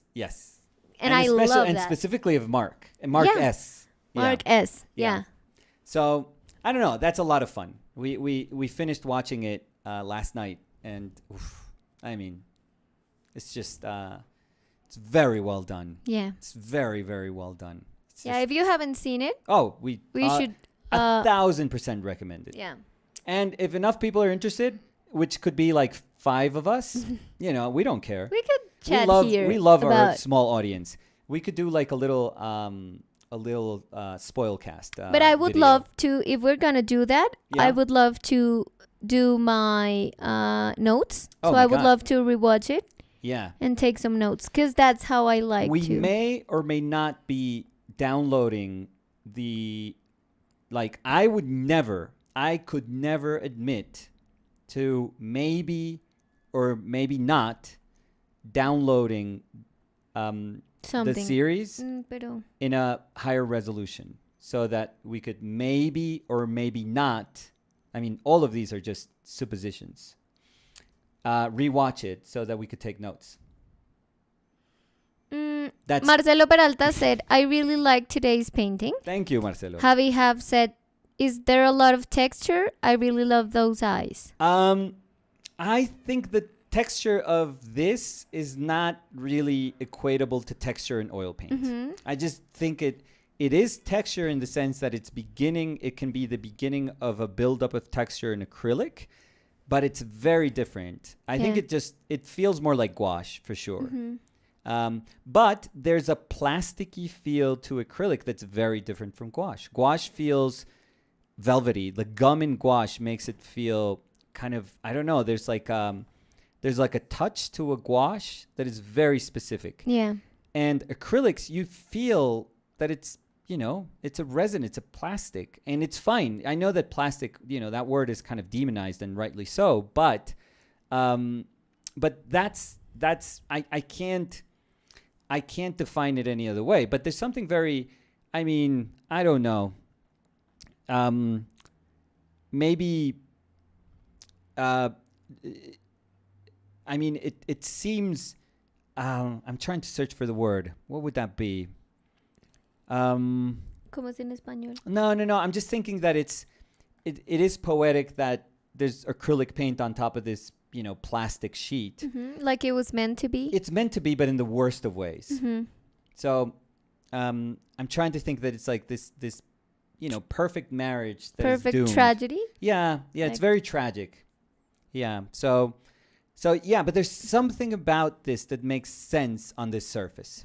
I can't tell you what it is, but it just feels like they belong to each other in the best and worst of ways, maybe. So, yeah. Julia dice, no entendí muy bien cuál era el plan con Severance, pero yo tengo Apple TV, podemos hacer trueques de contraseñas.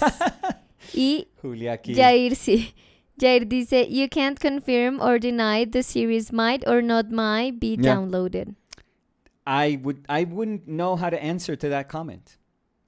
I have so no in recollection. that note, okay, we would end today's streams. Yes. Thank you, everyone, so we may for or being may not here. have to restart MuTorrent. Remember,